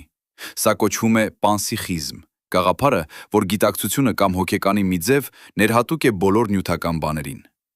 Որոշ ֆիլիսոփաներ եւ նույնիսկ մի քանի ֆիզիկոսներ լուրջ են վերաբերվում այս գաղափարին։ Ես չեմ ասում, որ պանսիխիզմը ճիշտ է։ Ես ասում եմ, որ քվանտային մեխանիկան բարձրացնում է այս հարցերը եւ մենք չունենք վերջնական պատասխաններ։ Մենք գտնվում ենք անհայտ տարածքում, որտեղ ֆիզիկան, փիլիսոփայությունը եւ գուցե նույնիսկ գիտակցության գիտությունը համընկնում են։ Հիմա եկեք խոսենք այն մասին, որի մասին գիտնականները հազվադեպ են խոսում հանրության հետ։ Եկեք խոսենք ձախողումների, հակասությունների եւ այն բաների մասին, որոնք մենք դեռևս չենք հասկանում։ 2070 թվականին Ժնևայի համալսարանի թիմը փորձեց կրկնել Պրինսթոնի հայտնի քվանտային հյուսվածության փորձը։ Նրանք ունեին ավելի լավ սարքավորումներ, ավելի ճշգրիտ չափիչներ, ավելի մեծ բյուջե։ Նրանք սպասում էին հաստատել արդյունքները եւ գուցե նույնիսկ բարելավել դրանք, բայց ինչ-որ բան գնաց սխալ։ Հյուսվածությունը չպահպանվեց այնքան երկար, որքան սպասվում էր։ Մասնիկները դեկոհերենտացան շատ ավելի արագ, քան տեսությունը կանխատեսում էր։ Ինչու ոչ ոք չխոսեց այդ մասին։ Քանի որ բացասական արդյունքները հազվադեպ են հրապարակվում։ Գիտական ամսագրերը ուզում են հաջողություններ, ոչ թե ձախողումներ։ Բայց այս ձախողումները կարող են լինել նույնքան տեղեկատվական, որքան հաջողությունները։ Եթե քվանտային հյուսվածությունը չի պահպանվում որոշակի պայմաններում, սա ինչ-որ բան է ասում մեզ իրականության սահմանների մասին։ 1985 թվականին ֆիզիկոսների խումբը Բելի լաբորատորիաներում փորձեց չափել քվանտային էֆեկտները սենյակային ջերմաստիճանում։ Նրանք հավատում էին, որ հատուկ պատրաստված կրիստալների մեջ քվանտային կոհերենտությունը կարող է տևել բավականաչափ երկար դիտելու համար։ Փորձը ձախողվեց ամբողջովին։ Ջերմային աղմուկը ոչնչացրեց ցանկացած քվանտային ազդանշանը վայրկյանների հազարորդական մասերում։ Բայց այս ձախողումը սովորեցրեց նրանց ինչ-որ բան արժեքավոր, թե որքան խոտոր են քվանտային վիճակները եւ որքան ճշգրտությամբ պետք է մենք մեկուսացնենք համակարգերը։ Կարող եք պատկերացնել, թե քանի փորձ է ձախողվել, քանի տեսություններ են հերքվել, քանի գիտնականների կարիերաներ են փլվել, փորձելով հասկանալ քվանտային աշխարհը։ Մենք լսում ենք միայն հաջողությունների մասին։ Բելի թեորեմը, ասպեկտի փորձերը, Նոբելյան մրցանակները, բայց յուրաքանչյուր հաջողության ետևում կան տասնյակ ձախողումներ, որոնք մենք երբեք չենք լսում։ Ահա մեկ այլ բան, որը գիտնականները հազվադեպ են ընդունում։ Քվանտային մեխանիկայի մաթեմատիկան իր մեջ ներառում է անսահմանականներ, որոնք տեխնիկապես նշանակում են, որ տեսությունը կոտրված է։ Երբ դուք փորձում եք հաշվարկել որոշակի պրոցեսների հավանականությունները, ստանում եք անսահմանականություն որպես պատասխան։ Սա ոչինչ չի նշանակում ֆիզիկորեն։ Այսպիսով, ֆիզիկոսները օգտագործում են մաթեմատիկական հնարքներ, որոնք կոչվում են վերանորմալացում, որպեսզի ազատվեն այդ անսահմանականություններից։ Վերանորմալացումը աշխատում է աննախադեպ լավ։ Այն տալիս է արդյունքներ, որոնք համընկնում են փորձի հետ 10-որդական, 10-րդական, 10 նշանների ճշգրտությամբ։ Բայց մաթեմատիկորեն սա միջոց է։ Մենք փաստորեն ժխտում ենք անսահմանականությունները եւ ասում, եկեք դիտենք, թե ինչ է տալիս պատասխան, որ աշխատում է։ Սա ոչ թե խստիվ տեսություն է, այլ խելացի գուշակություն։ Ռիչարդ Ֆեյնմանը, մեկը այն մարդկանցից, ովքեր մշակեցին վերանորմալացումը, ինքը չէր հավանում այն։ Նա անվանեց դա մաթեմատիկական խաղ, որը աշխատում է, բայց ոչ ոք չգիտի թե ինչու։ Նա ասաց. այս սխալն արվել է փորձին համապատասխանելու համար, եւ այն աշխատում է կարկազանորեն։ Եթե նույնիսկ տեսության հեղինակները չեն հասկանում, թե ինչու է այն աշխատում, ապա արդյոք իսկապես հասկանում ենք մենք քվանտային մեխանիկան։ Հիմա եկեք խոսենք ավելի մեծ հակասության մասին։ Քվանտային մեխանիկան եւ ընդհանուր հարաբերականությունը, Այնշտայնի գրավիտացիայի տեսությունը, V տեսությունը, երկուսն էլ աննախադեպ հաջող են իրենց ոլորտներում, բայց նրանք անհամատեղելի են միմյանց հետ։ Երբ դուք փորձում եք միավորել դրանք, մաթեմատիկան փլվում է։ Դուք ստանում եք անիմաստ անսահմանականություններ, որոնք չեն կարող վերանորմալացվել։ Ավելի քան 50 տարի է, ֆիզիկոսները փորձում են ստեղծել քվանտային գրավիտացիայի տեսություն։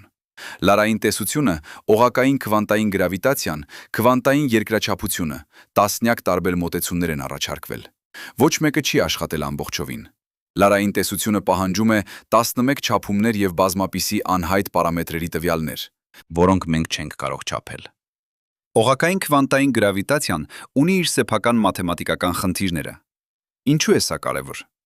Քանի որ առանց քվանտային գրավիտացիայի մենք չենք կարող հասկանալ, թե ինչ է տեղի ունեցել մեծ պայթյունի առաջին վայրկյանին կամ ինչ է տեղի ունենում սև անցքի կենտրոնում։ Երբ տիեզերքը էր անհամար փոքր եւ խիտ, կամ երբ նյութը սեղմված է անսահմանական խտության կետի մեջ, եւ քվանտային էֆեկտները եւ գրավիտացիան են կարևոր։ Բայց մենք չունենք տեսություն, որը նկարագրում է այդ ռեժիմը։ Այսպիսով, կա ողջ տիեզերքի փուլ, որը մենք չենք կարող նկարագրել։ Կա ֆիզիկա, որը մենք չենք հասկանում։ Կան հարցեր, որոնց մենք չենք կարող պատասխանել։ Գիտությունը սիրում է պահել վստահության դեմք։ Բայց ճշմարտությունն այն է, որ մենք անտեղյակ ենք ավելի շատ, քան գիտենք։ Հուբլի տելեսկոպի տվյալները հակասում են այն բանին, ինչ մեզ ասում են երկրի վրայի չափումները տիեզերքի ընդլայնման արագության մասին։ Հուբլը չափում է մեկ արագություն։ Գերնորվաները եւ տիեզերական միկրոալիքային ֆոնային ճառագայթությունը մեկ այլ արագություն։ Տարբերությունը շատ մեծ է, որպեսզի լինի սխալ։ Ինչ որ մեկը սխալվում է, բայց ոչ ոք չգիտե թե ով։ Ավելին, երբ մենք նայում ենք տիեզերքի ամենահեռավոր մասերին, մենք տեսնում ենք ինչ-որ բան անսպասելի։ Գալակտիկիկաները պտտվում են շատ արագ։ Այդքան արագ, որ դրանք պետք է քայքայվեին, եթե չլիներ լրացուցիչ զանգված, որը պահում է դրանք միասին։ Մենք անվանում ենք այդ զանգվածը մութ նյութ, բայց մենք երբեք չենք տեսել մութ նյութը։ Մենք չգիտենք, թե ինչից է այն բաղկացած։ Մենք ենթադրում ենք, որ այն գոյություն ունի միայն այն պատճառով, որ գալակտիկաները վարվում են տարօրինակ։ Ավելի վատը, 85%-ը ամբողջ նյութի տիեզերքում մութ նյութ է։ Ռեգուլյար նյութը, ատոմները, պրոտոնները, նեյտրոնները, էլեկտրոնները, ամեն ինչ, որ կազմում է մեզ, եւ ամեն ինչ, որ մենք տեսնում ենք, ընդամենը 15% է։ Մենք փոքրամասնություն ենք մեր սեփական տիեզերքում, եւ մենք չգիտենք, թե ինչ է մեծամասնությունը, բայց սպասեք, կա ավելին։ 1909-13 թվականին աստղագետները նկատեցին, որ հեռավոր գալակտիկաները հեռանում են մեզանից ավելի արագ, քան մոտ գալակտիկաները։ Սա նշանակում է, որ տիեզերքը ընդլայնվում է, նորմալ է։ Բայց 2005-8 թվականին նրանք նկատեցին ինչ-որ բան խելագար։ Ընդլայնումը արագանում է։ Տիեզերքը ոչ միայն մեծանում է, այլև մեծանում է ավելի ու ավելի արագ։ Սա պետք է անհնար լիներ։ Գրավիտացիան պետք է դանդաղեցներ ընդլայնումը, ոչ թե արագացներ այն։ Բայց դիտարկումները հստակ էին։ Ինչ որ բան հրում է գալակտիկաները հեռու միմյանցից ավելի ու ավելի մեծ ուժով։ Մենք անվանում ենք այդ ինչ որ բանը մութ էներգիա։ Եվ մենք ամբողջովին անտեղյակ ենք, թե ինչ է այն։ Մութ էներգիան կազմում է 68%-ը տիեզերքի էներգիա զանգվածի ամբողջ բովանդակության։ Մութ նյութը 27%, ռեգուլյար նյութը միայն 5%։ Այսինքն ամեն ինչ, որ ֆիզիկան հասկանում է, ատոմները, մասնիկները, ուժերը, դաշտերը, կազմում է միայն 5% իրականության։ 9-15% խորհուրդ է։ Արդյոք սա ձեզ չի անհանգստացնում որպես մարդուս, ով ապրում է այդ տիեզերքում։ Մենք շրջապատված ենք ինչ-որ բանով, որի մասին մենք գրեթե ոչինչ չգիտենք։ Մենք լողում ենք անյայտի ծովում և պնդում, որ հասկանում ենք իրականությունը։ Բայց ամենայթաքնված գաղտնիքը մեկ այլն է։ Երբ ֆիզիկոսները հաշվարկում են, թե որքան մութ էներգիա պետք է լինի տիեզերքում, հիմնվելով քվանտային դաշտի տեսության վրա, նրանք ստանում են թիվ, որը 110 զրոյականների կարգով ավելի մեծ է, քան իրական արժեքը։ Սա ամենավատ կանխատեսումն է ամբողջ գիտության պատմության մեջ։ Տեսությունը և դիտարկումը տարբերվում են գործոնով։ Մեկի հետևից 110 զրոներ։ Ինչպես է հնարավոր, որ քվանտային մեխանիկան, որը կանխատեսում է էլեկտրոնի մագնիսական մոմենտը 10-որդական, 10-րդական 10 նշանների ճշգրտությամբ, սխալվում է 110 զրոյականների կարգով, երբ խոսքը վերաբերում է մութ էներգիային։ Սա խորհրդավորություն է, որը ոչ ոք չի կարող բացատրել։ Սա կոչվում է կոսմոլոգիական հաստատունի խնդիր, և այն մնում է անլուծված ավելի քան 80 տարի։ Գիտեք ինչ է ամենաարտասովորը։ Մենք շարունակում ենք օգտագործել քվանտային մեխանիկան, կառուցել տրանզիստորներ, դիզայնել քվանտային համակարգիչներ, պնդել, որ հասկանում ենք ֆիզիկան, բայց մենք չենք կարող բացատրել տիեզերքի 9-15%-ը։ Մենք սխալվում ենք 110 զրոյականների կարգով հիմնական հարցի վերաբերյալ։ Արդյոք դա հասկանալ է։ Գուցե ոչ։ Գուցե հասկանալը ունի մակարդակներ։ Մենք հասկանում ենք բավարար, որպեսզի շահագործենք քվանտային երևույթները տեխնոլոգիայում։ Մենք չենք հասկանում բավարար, որպեսզի բացատրենք տիեզերքի մեծ մասը։ Եվ գուցե սա լավ է։ Գուցե անտելյակությունը թողնում է տարածք հետագա հայտնագործությունների, հետագա զարմանքի, հետագա զարգացման համար։ Հիմա եկեք վերադառնանք քվանտային մեխանիկայի սրտին և տեսնենք ավելի խորը խորհրդավորություն։ Եկեք խոսենք ժամանակի մասին։ Դասական ֆիզիկայում ժամանակը պարզ է։ Այն հոսում է անցյալից դեպի ապագա հաստատուն արագությամբ։ Անցյալը որոշված է, ապագան բաց։ Պատճառությունը աշխատում է մեկ ուղղությամբ։ Անցյալի դեպքերը պատճառ են ապագայի դեպքերի։ Սա ինտուիտիվ է։ Սա համապատասխանում է մեր փորձին։ Բայց քվանտային մեխանիկան անտեսում է այս պարզ պատկերը։ Հիշում եք հետաձգված ընտրության փորձը։ Ձեր ապագա որոշումը, թե դիտել, թե ոչ դիտել մասնիկը, ազդում է նրա անցյալի վարքի վրա։ Սա նշանակում է, որ պատճառականությունը կարող է աշխատել հակառակ ժամանակային ուղղությամբ։ Ապագան ազդում է անցյալի վրա։ 2012 թվականին իտալացի ֆիզիկոսները կատարեցին ավելի ծայրահեղ տարբերակ հետաձգված ընտրության փորձի։ Նրանք ուղարկեցին ֆոտոններ միջամտության սարքի միջով, բայց որոշեցին, թե արդյոք չափել միջամտությունը թե ոչ, օգտագործելով պատահական թվերի գեներատոր, որը ակտիվացավ միայն հետո, երբ ֆոտոնները արդեն անցել էին սարքով և հարվածել էին դետեկտորին։ Արդյունքները նույնն էին։ Ապագա պատահական ընտրությունը որոշեց անցյալի վարքը։ Ինչպես է սա հնարավոր։ Մի հնարավոր բացատրությունը։ Ժամանակը տարբերակությամբ մտածում է քվանտային մակարդակում։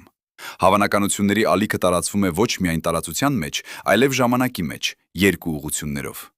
Անցյալն ու ապագան հյուսված են միասին քվանտային մակարդակում, և միայն մակրոսկոպիկ դասական մակարդակում մենք տեսնում ենք հստակ տարանջատում։ Ռիչարդ Ֆեյնմանի ճանապարհի ինտեգրալի ձևակերպումը քվանտային մեխանիկայի հաստատում է այս պատկերը։ Մասնիկը չի ճանապարհորդում մեկ որոշակի ճանապարհով կետ A-ից դեպի կետ B։ Այն փորձում է բոլոր հնարավոր ճանապարհները միաժամանակ, նույնիսկ այն ճանապարհները, որոնք նշանակում են հետ գնալ ժամանակում։ Վերջնական վարքը ամբողջ այս հնարավոր ճանապարհների միջամտությունն է։ Սա հնչում է խելագարության նման, բայց այն տալիս է ճիշտ պատասխաններ ամեն փորձի համար։ Ֆեյնմանը օգտագործեց այս մոտեցումը զարգացնելու քվանտային էլեկտրոդինամիկան և արժանացավ Նոբելյան մրցանակի։ Մենք գիտենք, որ այն աշխատում է։ Մենք չգիտենք, թե ինչու այն աշխատում է։ Եթե ժամանակը իսկապես տարբեր է քվանտային մակարդակում, ապա ինչ է սա ասում ժամանակի բնույթի մասին ընդհանրապես։ Արդյոք ժամանակը իսկապես հոսում է, թե դա միայն մեր ընկալման պատրանք է։ Ֆիզիկայի հավասարումները, թե դասական և թե քվանտային, մեծամասամբ ժամանակով հաշվելի են։ Նշանակում է, նրանք աշխատում են միևնույն կերպ, անկախ նրանից, արդյոք ժամանակը հոսում է առաջ, թե հետ։ Միայն մեկ ֆիզիկական պրոցես ունի նախընտրած ժամանակային ուղղություն՝ էնտրոպիան։ Էնտրոպիան, անկարգի չափումը, միշտ ավելանում է ժամանակի հետ։ Սառը սուրճը երբեք ինքնաբերաբար չի տաքանում։ Կոտրված աման երբեք ինքնաբերաբար չի հավաքվում։ Էնտրոպիայի աճը սահմանում է ժամանակի սլաքը, տարբերությունը անցյալի և ապագայի միջև։ Բայց ինչու է էնտրոպիան մեծանում։ Ինչու անցյալը տարբերվում է ապագայից։ Ստանդարտ պատասխանը՝ տիեզերքը սկսեց ցածր էնտրոպիայի վիճակում մեծ պայթյունի ժամանակ, եւ այն անընդհատ զարգանում է դեպի ավելի բարձր էնտրոպիայի վիճակներ։ Բայց ինչու սկսվեց այն ցածր էնտրոպիայով։ Սա կոչվում է անցյալի հիպոթեզ, եւ մենք չունենք բացատրություն դրա համար։ Որոշ ֆիզիկոսներ, ինչպիսիք են Կարլո Ռովելին, պնդում են, որ ժամանակը իր մեջ պատրանք է։ Հիմնական մակարդակում Ռովելին ասում է. գոյություն չունի հիմա։ Գոյություն չունի ընդհանուր ժամանակի հոսք, որը կիրառվում է ամբողջ տիեզերքին։ Ժամանակը ծագում է, երբ մենք դիտում ենք համակարգերը եւ չափում հարաբերական փոփոխություններ։ Ժամանակը հարաբերական է, ոչ թե բացարձակ։ Սա կապված է Այնշտայնի հարաբերականության տեսությանը։ Հարաբերականությունը ցույց տվեց, որ տարբեր դիտողներ կարող են տարակարծիք լինել, թե որ դեպքերը տեղի են ունենում միաժամանակ։ Ժամանակը ձգվում է գրավիտացիոն դաշտերում եւ մոտ արագ շարժվող օբյեկտների։ Ըստ էության, յուրաքանչյուր դիտող ունի իր սեփական անհատական ժամանակը։ Բայց եթե ժամանակը հարաբերական է, եթե այն ծագում է դիտարկումներից, ապա ինչ է տեղի ունենում, երբ ոչ ոք չի դիտում։ Գոյություն ունի իրականությունը, երբ ոչ ոք չի նայում։ Մենք վերադարձանք նույն հարցին, որը քվանտային մեխանիկան բարձրացնում է։ Գուցե իրականությունը եւ ժամանակը երկուսն էլ ծագում են դիտողի եւ դիտվողի միջև փոխազդեցությունից։ Առանց փոխազդեցության, առանց հարաբերության ոչինչ չի տեղի ունենում։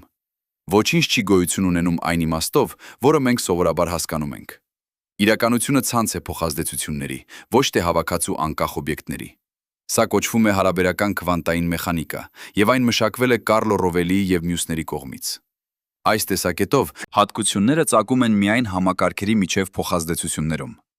Մասնիկը չունի որոշակի դիրք կամ արագություն ինքն իր մեջ։ Այն ունի դիրք եւ արագություն միայն հարաբերությամբ մեկ այլ մասնիկի, որի հետ այն փոխազդում է։ Սա լուծում է որոշ քվանտային մեխանիկայի խնդիրներ։ Եթե հատկությունները միշտ հարաբերական են, ապա ալիքային ֆունկցիայի փլուզումը դառնում է բնական։ Երբ երկու համակարգեր փոխազդում են, նրանք հաստատում են հարաբերական հատկություններ միմյանց նկատմամբ։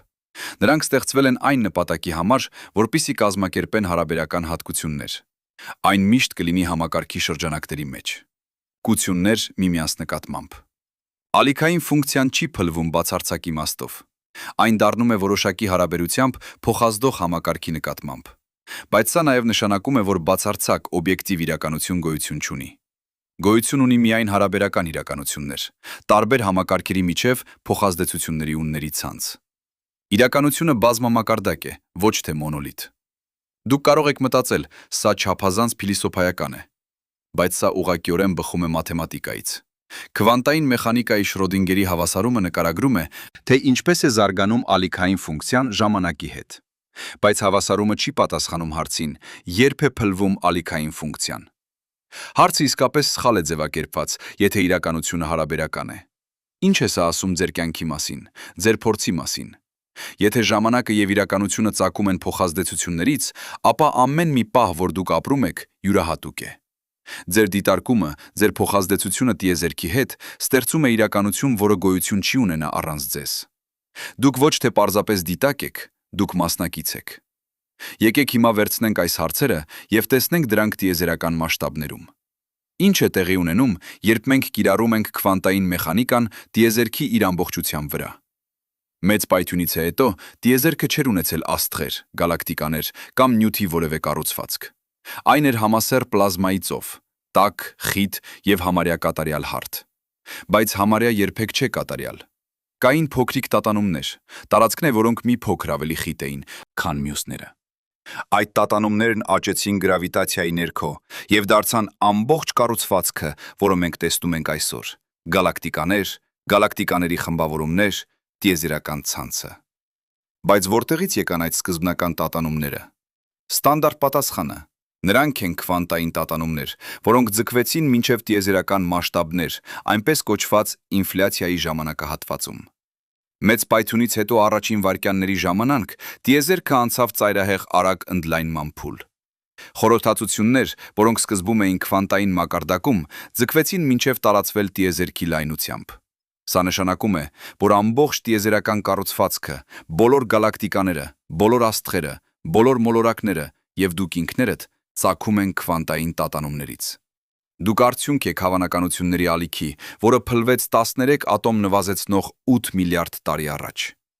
Բայց եթե ալիքային ֆունկցիան փլվում է միայն երբ դիտվում է, ապա ով կամ ինչ դիտեց այդ սկզբնական տատանումները։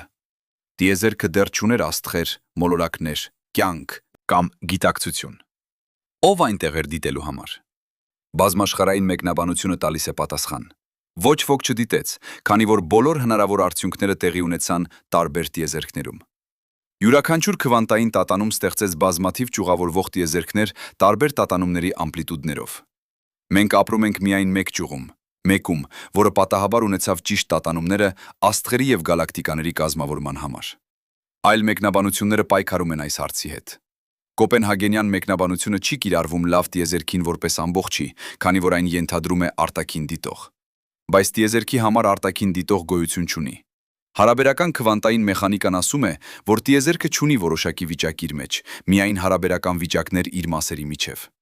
Բայց ահա մի բան ավելի խորը։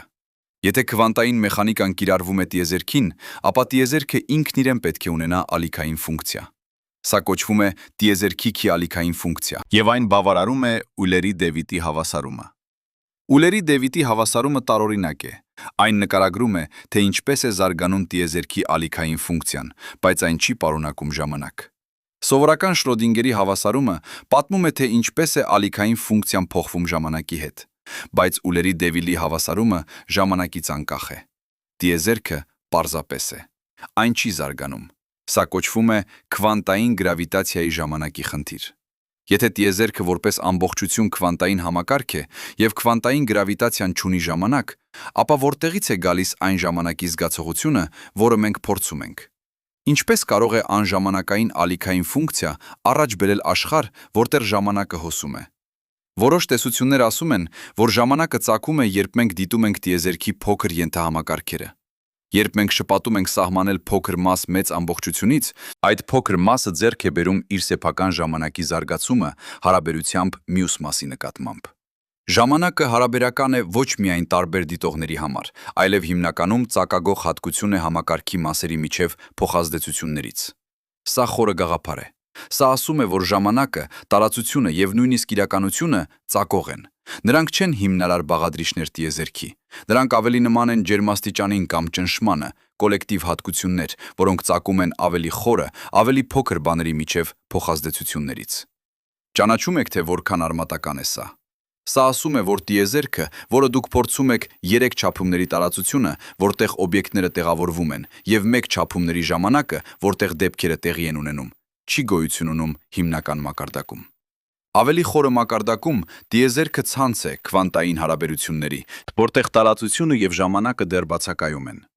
Տարածությունը եւ ժամանակը ծագում են այդ ցանցից, երբ մենք դիտում ենք այն մեր փորձառու մասշտաբով։ Սա նմանեցնում է ջրին։ Մակրոսկոպիկ մասշտաբով ջուրը փափուկ շարունակական հեղուկ է,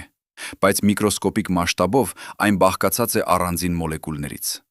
Հեղուկության հատկությունը ծագում է մոլեկուլների միջև փոխազդեցություններից,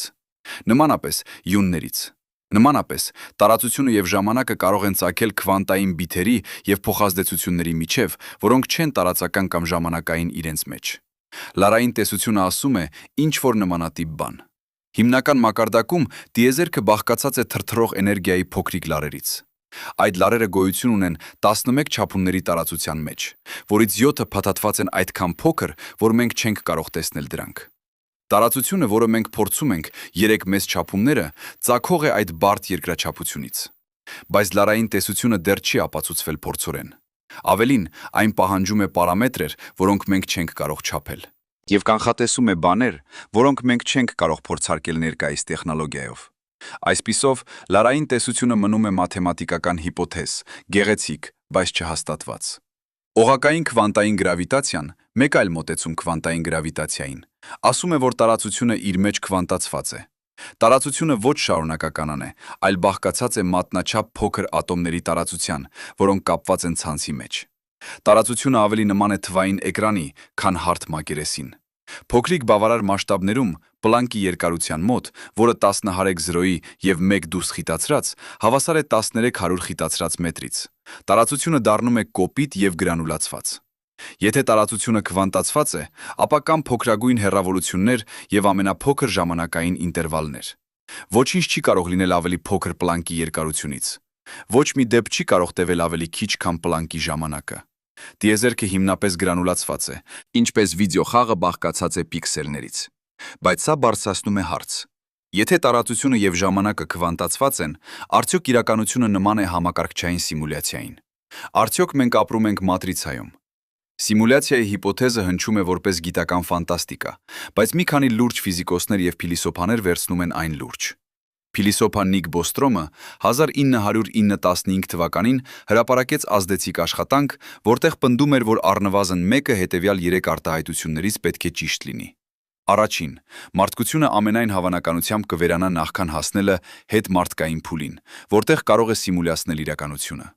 Երկրորդ, հետմարտկային քաղաքակրթությունները քիչ հետաքրքրված կլինեն սիմուլյացիաներ գործարկելու մեջ։ Երրորդ, մենք գրեթե անշուշտ ապրում ենք սիմուլյացիայի մեջ։ Նրա տրամաբանությունը հետևյալն է. եթե հնարավոր է ստեղծել իրականության մանրամասն սիմուլյացիա, եւ եթե որևէ քաղաքակրթություն ընտրում է դա անել, ապա նրանք կարող են գործարկել հազարավոր կամ միլիոնավոր սիմուլյացիաներ։ Յուրաքանչյուր սիմուլյացիայի ներսում սիմուլյացված արարածները կարող են ինքներ ստեղծել սիմուլյացիաներ եւ այսպես շարունակ։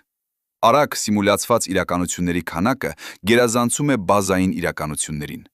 Վիճակագրորեն ավելի հավանական է, որ դուք ապրում եք սիմուլյացիայի մեջ, քան բազային իրականության մեջ։ Արդյոք կան ապացույցներ սիմուլյացիայի համար։ Ֆիզիկոս Ջեյմս Գեյթը պնդում է, որ քվանտային մեխանիկան ցուցիչ է։ Քվանտային համակարգերը վարվում են շատ նման համակարգչային ծրագրերին։ Տեղեկատվությունը քվանտացված է բիթերի մեջ։ Համակարգերը գոյություն ունեն վերադրության մեջ, գործարկելով բազմաթիվ հաշվարկներ մեր միաժամանակ մինչև դիտվելը։ Դեկոհերենտությունը վարվում է նման աղբահանության հավաքմանը, որը խնայում է հաշվարկային ռեսուրսներ։ Միևնույն ժամանակ, երկրաչափության խորհրդավոր սահմանափակումները քվանտային մակարդակում կարող են լինել արտիֆակտներ գրանուլացված սիմուլյացիայի։ Պլանկի երկարությունը, փոքրագույն իմաստալից հեռավորությունը, կարող է լինել պիքսելի չափը բազային սիմուլյացիոն շարժիչում։ Լույսի արագության սահմանափակումը կարող է լինել փոխանցման արագության սահմանափակում զգում սիմուլյացիայի ներսում, բայց կան նաև հակափաստարկներ։ Ֆիզիկոսները հաշվարկել են, որ ժամանակակից համակարգիչներին կպահանջվեր անհաղթահարելի քանակություն հաշվարկային հզորություն սիմուլյացնելու համար նույնիսկ մեկ մարդու ուղեղը, թող մի կողմ ամբողջ տիեզերքը քվանտային մանրամասնությամբ։ Բայց գուցե արտատիեզերական սիմուլյացիան չի փորձում սիմուլյացնել ամեն ինչ քվանտային մանրամասնությամբ։ Գուցե այն ծույլ է գործում, սիմուլյացնելով միայն այն, ինչ դիտվում է, ճիշտ այնպես, ինչպես քվանտային մեխանիկան աշխատում է։ Մեկ այլ փաստարկ սիմուլյացիայի դեմ։ Մենք երբեք չենք տեսել սխալներ սիմուլյացիայի մեջ, գլիչներ, որոնք կբացահայտեին, որ իրականությունը համակարգչային ծրագիր է։ Բայց ինչպես կիմանայինք մենք, թե ինչպիսին է սխալը։ Եթե ամբողջ մեր փորձը սիմուլյացված է, ապա այն, ինչ մենք կանվանեինք գլիչ, կարող է պարզապես լինել սիմուլյացիայի նախատեսված վարք։ Քվանտային տատանումները, պատահականության հետևող սկզբունքը քվանտային մակարդակում կարող է լինել կեղծ պատահականություն սիմուլյացիայի ներսում։ Համակարգիչները օգտագործում են կեղծ պատահական թվերի գեներատորներ, որոնք թվում են պատահական, բայց իրականում որոշակիական են։ Գուցե քվանտային պատահականությունը նույնն է, բայց անկախ նրանից, արդյոք մենք սիմուլյացիայի մեջ ենք թե ոչ, ավելի խորը հարցն այն է. ինչ կփոխի սա։ Եթե սիմուլյացիան բավականաչափ հաստատուն եւ մանրամասն է, արդյոք այն ավելի քիչ իրական է, քան բազային իրականությունը։ Փորձը լինելու մեջ, գիտակցություն ունենալու, կյանքը ապրելու, արդյոք այդ ամենը ավելի քիչ իմաստալից է, եթե այն ընթանում է համակարգչում, քան եթե այն ընթանում է նեյրոններում։ Ես կարծում եմ, ոչ։ Իրականությունը, ինչպես մենք փորձում ենք այն, իրական է, անկախ նրանից, արդյոք այն բազային է, թե սիմուլյացված։ Սիմուլյացիայի հիպոթեզը հետաքրքիր մտածողության փորձ է, բայց այն չի փոխում ֆունդամենտալ հարցերը, որոնց մենք դեմ ենք առնում։ Ինչպես է ծագում գիտակցությունը։ Ինչու գոյություն ունի իրականությունը։ Ինչպես պետք է ապրենք։ Այս հարցերը մնում են սիմուլյացիա թե ոչ։ Եկեք հիմա հեռանանք սպեկուլյացիաներից եւ վերադառնանք ամուր գիտությանը։ Եկեք խոսենք այն մասին, թե ինչպես են քվանտային մեխանիկայի տարօրինակ հատկությունները փոխակերպվում պրակտիկ տեխնոլոգիաների։ Քվանտային համակարգիչները հիմնված են վերադրման սկզբունքի վրա։ Դասական համակարգիչը օգտագործում է բիթեր, որոնք կարող են լինել կամ 0-0 կամ 1։ Քվանտային համակարգիչը օգտագործում է քուբիտներ, որոնք կարող են լինել միաժամանակ 0 եւ 1 մինչև չափվելը։ Քանի որ քուբիտները կարող են գոյություն ունենալ վերադրության մեջ, քվանտային համակարգիչը կարող է կատարել բազմաթիվ հաշվարկներ միաժամանակ։ 2019 թվականին Google-ը հայտարարեց, որ իրենց քվանտային համակարգիչը հասել է քվանտային գերազանցությանը։ Նրանց սարքը լուծեց խնդիր 3 րոպեում, որը ամենահզոր դասական սուպերհամակարգչին կպահանջեր 10,000 տարի։ Սա վերջնական ապացույց էր, որ քվանտային համակարգիչները կարող են անել բաներ, որոնք դասական համակարգիչները չեն կարող։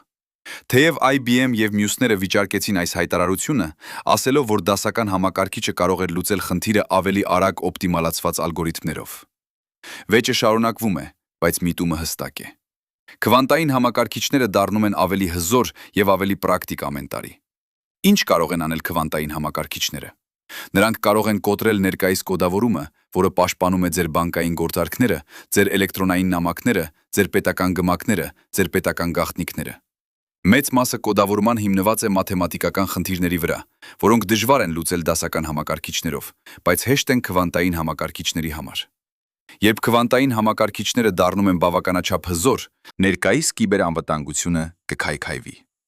Բայց քվանտային համակարգիչները նաև կարող են լուծել խնդիրներ, որոնք կօգնեն մարդկությանը։ Դրանք կարող են սիմուլյացնել բարդ մոլեկուլներ դեղերի հայտնագործման համար։ Նրանք կարող են օպտիմալացնել լոգիստիկական ցանցերը էներգիայի խնայողության համար։ Նրանք կարող են մոդելավորել կլիմայի փոփոխությունները ավելի ճշգրիտ։ Նրանք կարող են նախագծել նոր նյութեր անբացատրելի հատկություններով։ Քվանտային հեռահաղորդակցությունը մեկ այլ կիրառություն է։ Քվանտային հյուսվածությունը կարող է օգտագործվել ստեղծելու համար բացարձակապես անվտանգ հաղորդակցության ուղիներ։ Եթե ինչ-որ մեկը փորձի ընդհատել և ընթերցել քվանտային կոդավորված հաղորդագրությունը, նրա դիտարկումը փլուզում է քվանտային վիճակները և բացահայտում է խափանումը անմիջապես։ Չինաստանը և մյուս երկրները արդեն փորձարկում են քվանտային հաղորդակցության ցանցեր։ Քվանտային սենսորները կարող են հայտնաբերել անհամեմատելի թույլ ազդանշաններ, գրավիտացիոն ալիքներ, եր, մագնիսական դաշտեր, նույնիսկ ուղեղի ակտիվությունը։ Քվանտային ժամացույցները այնքան ճշգրիտ են, որ կարող են հայտնաբերել ժամանակի ձգումը միայն սանտիմետրների տարբերությամբ բարձրությունում։ Սա կարող է օգտագործվել երկրաբանական հետազոտությունների համար, ստորգետնյա ջրերի գտնման համար, նույնիսկ երկրաշարժերի կանխատեսման համար։ Բայց բոլոր այս տեխնոլոգիաները դեռևս վաղ փուլերում են։ Քվանտային համակարգիչները պահանջում են ծայրահեղ պայմաններ, գրեթե բացարձակ զրո ջերմաստիճան, կատարյալ մեկուսացում, բարձր ճշգրտության վերահսկում։ Նրանք խոտոր են և թանկ, բայց նույնը ճիշտ էր առաջին դասական համակարգիչների համար։ Տասնամյակների կամ գուցե դարերի ընթացքում քվանտային տեխնոլոգիաները կարող են դառնալ այնքան սովորական, որքան շատ դասական համակարգիչները այսօր։ Արդյոք քվանտային համակարգիչները կստեղծեն իսկական արհեստական ինտելեկտ։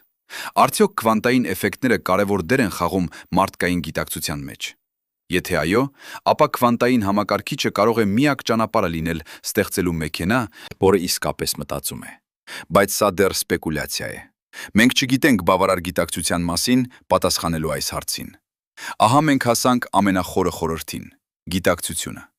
Ինչ է այն և ինչպես է այն կապված քվանտային մեխանիկայի հետ։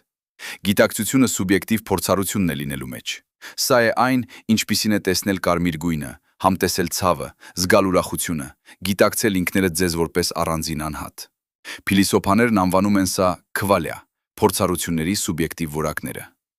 Որտեղից է գալիս գիտակցությունը։ Նեյրոգիտության ստանդարտ պատասխանը՝ գիտակցությունը ծագում է ուղեղի բարդ հաշվարկներից։ Երբ նեյրոնները իրար հետ հաղորդակցվում են բարդ ցանցերում, գիտակցությունը ի հայտ է գալիս որպես առաջացող հատկություն։ Սա նման է նրան, թե ինչպես հեղուկությունը ծագում է ջրի մոլեկուլների փոխազդեցություններից։ Բայց այս պատասխանը չի բացատրում, թե ինչու կան սուբյեկտիվ փորձառություններ, ինչու նեյրոնների գործունեությունը զգացվում է որևէ բանի նման ներսից, ինչու կա ինչ-որ բան լինելու մեջ ուղեղը։ Սա կոչվում է գիտակցության դժվար խնդիր, և այն մնում է լիովին անլուծված։ Ռոջեր Պենրուզը և Ստյուարտ Համերոֆը առաջարկեցին, որ գիտակցությունը կապված է քվանտային պրոցեսների հետ ուղեղում։ Նրանց օրքեստրացված օբյեկտիվ կրճատման տեսությունը ենթադրում է, որ միկրոթուբուլները, փոքր կառուցվածքներ նեյրոնների ներսում, կատարում են քվանտային հաշվարկներ։ Երբ քվանտային վերադրությունը հասնում է որոշակի շեմի, այն ինքնաբերաբար փլվում է գրավիտացիոն էֆեկտներով, և այս փլուզումը հենց գիտակցությունն է։ Մեծ մասը նեյրոգիտնականները չեն ընդունում այս տեսությունը։ Նրանք ասում են, որ ուղեղը շատ տաք և աղմկոտ է քվանտային կոհերենտության պահպանման համար։ Դեկոհերենտությունը տեղի կունենա վայրկյանների մեջ, շատ արագ ցանկացած օգտակար քվանտային հաշվարկների համար։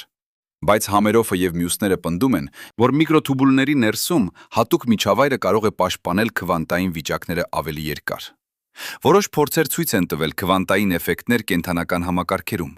Ֆոտոսինթեզը, ինչպես արդեն նշեցի, օգտագործում է քվանտային կոհերենտություն։ Հոտառությունը կարող է օգտագործել քվանտային թունելավորումը։ Կարմիր կլորյաները, թռչունները կարող են օգտագործել քվանտային հյուսվածությունը նավարկության համար, հայտնաբերելով երկրի մագնիսական դաշտը։ Բայց սա չի ապացուցում, որ գիտակցությունը քվանտային է։ Սա միայն ցույց է տալիս, որ կյանքը կարող է շահագործել քվանտային էֆեկտները որոշակի պրոցեսների համար։ Արդյոք գիտակցությունը մեկն է այդ պրոցեսներից, երից ամբողջովին այլ հարց է։ Միևնույն ժամանակ, կան ֆիզիկոսներ, ովքեր կարծում են, որ գիտակցությունը հիմնարար է, ոչ թե ածանցյալ։ Ֆրիցյոֆ Կապրան, Դեյվիդ Բոմը, Ջոն Արչիբալդ Ուիլերը եւ մյուսները տարբեր ժամանակներում արտահայտել են գաղափարը, որ գիտակցությունը ներառված է ինքը իրականության հյուսվածքում, ոչ թե պարզապես նյութական պրոցեսներից առաջացող հատկություն։ Քվանտային մեխանիկայի որոշ մեկնաբանություններ, ինչպիսիք են Ուիգների ընկերոջ խնդիրը, ներառում են գիտակցությունը հիմնարար դերում։ Եվգենի Ուվիգները, Նոբելյան մրցանակակիր ֆիզիկոս, փաստարկել է, որ միայն գիտակից դիտարկումները կարող են փլուզել ալիքային ֆունկցիան։ Ոչ գիտակից համակարգերը պարզապես ապրում են ավելի մեծ քվանտային վերադրության։ Բայց եթե այդպես է, ապա ոչ գիտակից չափիչների սարքերի հետ փորձերը չպետք է աշխատեին, եւ նրանք աշխատում են կատարյալ։ Այսպիսով, մեծ մասը ֆիզիկոսները մերժում են գաղափարը, որ գիտակցությունը անհրաժեշտ է ալիքային փլուզման համար։ Բայց հարցը մնում է, ինչու է դիտարկումը հատուկ։ Եթե դիտարկումը պարզապես ֆիզիկական փոխազդեցություն է, ապա ինչու այն պատճառ է դառնում ալիքային փլուզմանը, իսկ մյուս փոխազդեցությունները ոչ։ Որտեղ է գծվում գիծը։ Սա մնում է անպատասխան։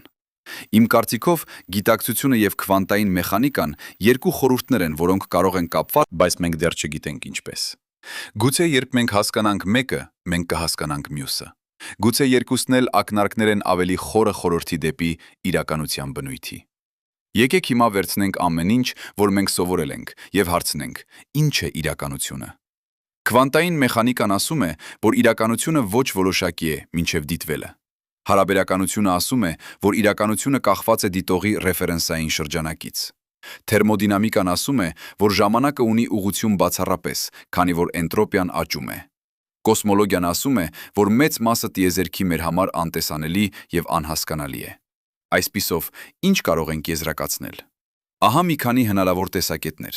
Առաջին՝ ռեալիզմ։ Իրականությունը գոյություն ունի անկախ մեզանից։ Օբյեկտները ունեն որոշակի հատկություններ, նույնիսկ երբ ոչ ոք չի դիտում դրանք։ Քվանտային մեխանիկան պարզապես անկատար տեսություն է, որը կփոխարինվի ավելի լավով ապագայում։ Այս տեսակետը համապատասխանում է սովորական զգացողական ինտուիցիային, բայց հակասում է Բելլի անհավասարությունների փորձորեն հաստատմանը։ Երկրորդ՝ ինստրումենտալիզմ։ Քվանտային մեխանիկան պարզապես գործիք է կանխատեսումների անելու համար։ Այն ոչինչ չի ասում իրականության բնույթի մասին։ Մաթեմատիկան աշխատում է, սա է ամենակարևորը։ Մենք չպետք է հարցնենք փիլիսոփայական հարցեր այն մասին, թե ինչ է իսկապես տեղի ունենում։ Այս տեսակետը պրակտիկ է, բայց թվում է, որ հրաժարվում է բացատրելու իրականությունը։ Երրորդ՝ բազմաշխարհային մեկնաբանություն։ Բոլոր հնարավոր արդյունքները տեղի են ունենում տարբեր տիեզերքներում։ Ալիքային ֆունկցիան երբեք չի փլվում, միայն ճյուղավորվում է։ Մենք ապրում ենք մեկ ճյուղում եւ տեսնում միայն մեկ արդյունք, բայց բոլոր մյուսները նույնքան իրական են։ Այս տեսակետը մաթեմատիկորեն պարզ է, բայց պահանջում է անվերջ բազմաթիվ տիեզերքներ, որոնք մենք երբեք չենք դիտի։ Չորրորդ՝ հարաբերական քվանտային մեխանիկա։ Իրականությունը հարաբերական է։ Հատկությունները գոյություն ունեն միայն համակարգերի միջև փոխազդեցություններում։ Ոչ մի բացարձակ օբյեկտիվ իրականություն չկա, միայն հարաբերական իրականություններ համակարգերի զույգերի միջև։ Այս տեսակետը խորը, բայց դժվար է հասկանալ ինտուիտիվորեն։ Հինգերորդ՝ գիտակցության նախընտրած դեր։ Գիտակցությունը հատուկ է եւ անհրաժեշտ իրականության ստեղծման համար։ Միայն գիտակից դիտարկումները փլուզում են ալիքային ֆունկցիան։ Մինչ գիտակցությունը չկա, տիեզերքը գոյություն ունի միայն որպես հնարավորություն։ Այս տեսակետը դարձնում է գիտակցությունը հիմնարար, բայց դժվար է համատեղել ֆիզիկայի մաթեմատիկական կառուցվածքի հետ։ Վեցերորդ՝ սիմուլյացիոն հիպոթեզ։ Իրականությունը համակարգչային սիմուլյացիա է, գործարկված ավելի խորը իրականության մեջ։ Քվանտային էֆեկտները արտիֆակտներ են սիմուլյացիոն շարժիչի։ Այս տեսակետը ինտրիգային է, բայց չի լուծում հիմնական հարցը, միայն հետ է մղում այն մեկ մակարդակով։ Բոլոր այս տեսակետներն ունեն իրենց ուժեղ եւ թույլ կողմերը։ Ոչ մեկը չի բացատրում ամեն ինչ լիովին։ Եվ սա, կարծում եմ, ամենակարևոր դասն է։ Իրականությունը իր մեծ խորհրդով կարող է գերազանցել մեր ունակությանը լիովին հասկանալ այն։ Մենք կարող ենք չափել, կանխատեսել, շահագործել, բայց լրիվ հասկանալը կարող է լինել անհասանելի։ Եվ դա լավ է։ Դա պահում է մեզ խոնարհ, հետաքրքրված, բաց նորի։ Այժմ, երբ մենք ճանապարհորդել ենք ատոմներից մինչև տիեզերք, քվանտային խորհրդավորություններից մինչև գիտակցության առեղծվածները, եկեք վերադառնանք այնտեղ, որտեղից սկսեցինք։ Եկեք վերադառնանք ձեզ մոտ։ Դուք նստած եք եւ կարդում այս տողերը։ Ձեր ուղեղում 86 միլիարդ նեյրոններ կրակում են էլեկտրական ազդանշաններ, ստեղծելով մտքերը, որոնք դուք փորձում եք հենց այս պահին։ Յուրաքանչյուր նեյրոն բաղկացած է տրիլիոններ ատոմներից։ Յուրաքանչյուր ատոմ քվանտային օբյեկտ, որը գոյություն ունի հավանականությունների ամպի մեջ մինչև փոխազդումը։ Ձեր մարմնի յուրաքանչյուր ատոմ ձևավորվել է աստղերի ներսում, որոնք ապրել եւ մահացել են միլիարդավոր տարիներ առաջ։ Ծանր տարրերը, ածխածինը ձեր DNA-ում, կալցիումը ձեր ոսկորներում, երկաթը ձեր արյան մեջ կուզված են սուպերնովարվաների պայթյունների մեջ։ Դուք բարորեն աստղների փոշի եք, արտահայտությունը, որը հնչում է տրիվիալ, բայց մնում է խորը ճիշտ։ Ավելին, յուրաքանչյուր մասնիկ ձեր մարմնում կապված է մնացած տիեզերքին քվանտային մակարդակում։ Բաժանումը, որը դուք զգում եք ես եւ դրսի աշխարհ, դասական մոտավորություն է։ Քվանտային մակարդակում սահմանները մշուշոտ են։ Դուք եւ տիեզերքը փոխազդեցության մեջ եք, անբաժանելիորեն կապված միասնական ամբողջության մեջ։ Սա կարող է հնչել որպես էզոթերիկա, բայց սա ուղղակիորեն բխում է ֆիզիկայից։ Քվանտային դաշտերը տարածվում են ամբողջ տարածության մեջ։ Փոխազդեցությունները ակնթարթային են հյուսվածության միջոցով։ Տեղեկատվությունը չի ստեղծվում կամ չի ոչնչանում, ծնում, միայն փոխակերպվում է։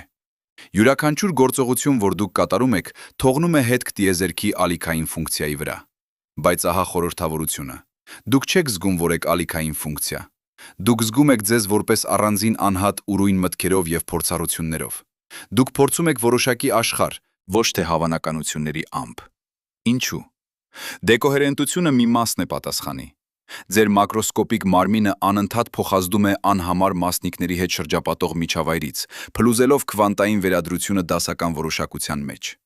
Դուք չեք կարող պահպանել քվանտային կոհերենտությունը, քանի որ դուք չեք կարող մեկուսացվել աշխարհից։ Բայց գուցե կա ավելին։ Գուցե գիտակցությունը ինքն իրեն նպաստում է քվանտային վերադրության փլուզմանը դասական փորձառության մեջ։ Գուցե սուբյեկտիվ փորձի ակտը, իմ լինելու զգացումը, հենց այն պրոցեսն է, որը ստեղծում է որոշակի իրականությունը հավանականությունների դաշտից։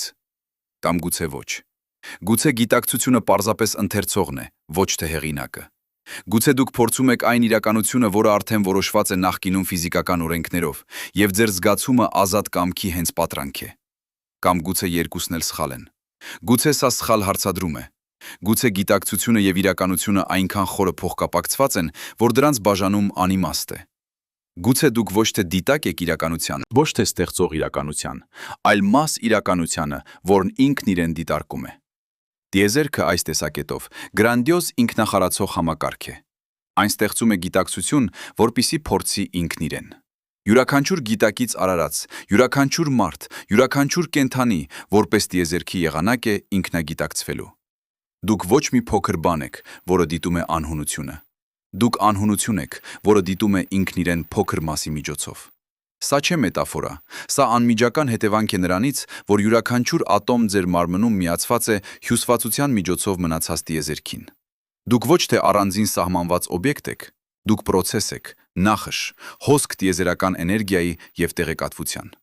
Այսպիսով, երբ դուք հարցնում եք, ինչ է իրականությունը, գուցե ճիշտ պատասխանն այն է, դուք եք։ Ոչ դու որպես անհատական իզոլացված էգո, այլ դու որպես կրիստալացման կետ անսահմանի ինքնատեղեսահմանի ինքնատեղեկատվական դաշտի, որը մենք անվանում ենք տիեզերք։ Բայց եկեք լինենք ազնիվ։ Կարող ենք մենք իսկապես գիտենալ, թե արդյոք դա ճիշտ է։ Ամբողջ այս ճանապարհորդության ընթացքում երկու ճեղքերի փորձից մինչև տիեզերքի ալիքային ֆունկցիա մեկ բան ստորագրվել է կրկին եւ կրկին։ Մենք կարող ենք նկարագրել ինչպես է աշխատում իրականությունը։ Մենք կարող ենք տալ մաթեմատիկական հավասարումներ անհավատալի ճշգրտությամբ։